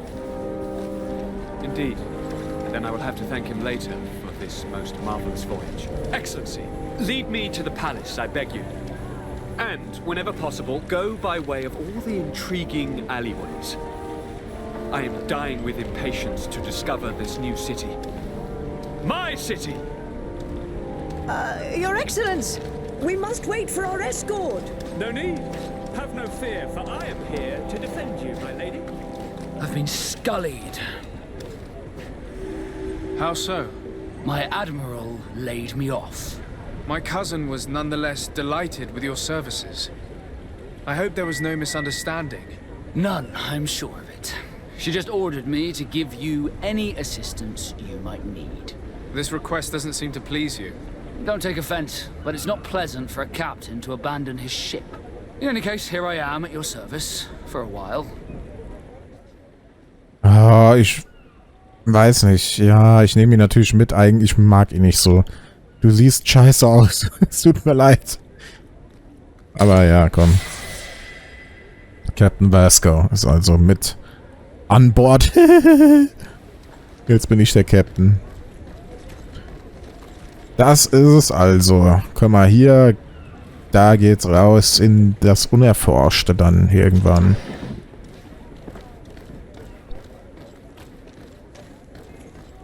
Was ist jetzt unsere Quest?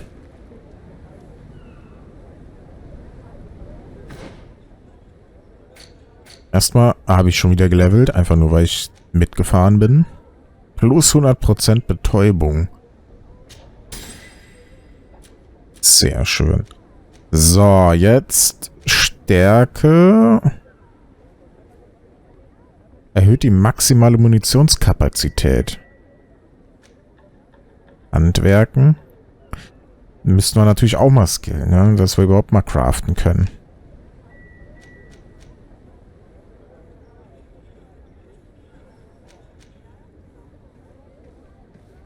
Ich werde jetzt mal Charisma skillen.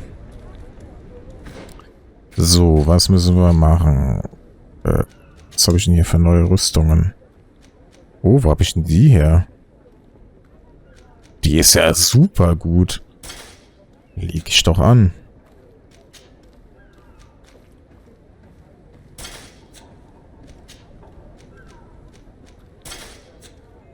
Was habe ich denn das Zeug her? Stimmt, und eine neue Pistole, die kann aber nichts, obwohl die macht Elementarschaden. Nehme ich doch. Triff dich mit Konstantin im Palast. Alles klar. Auf zum Palast.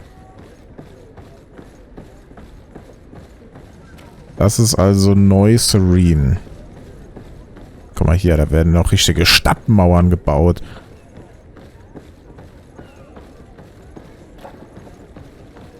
Ui. Oh, cool. Das ist ganz schön cool.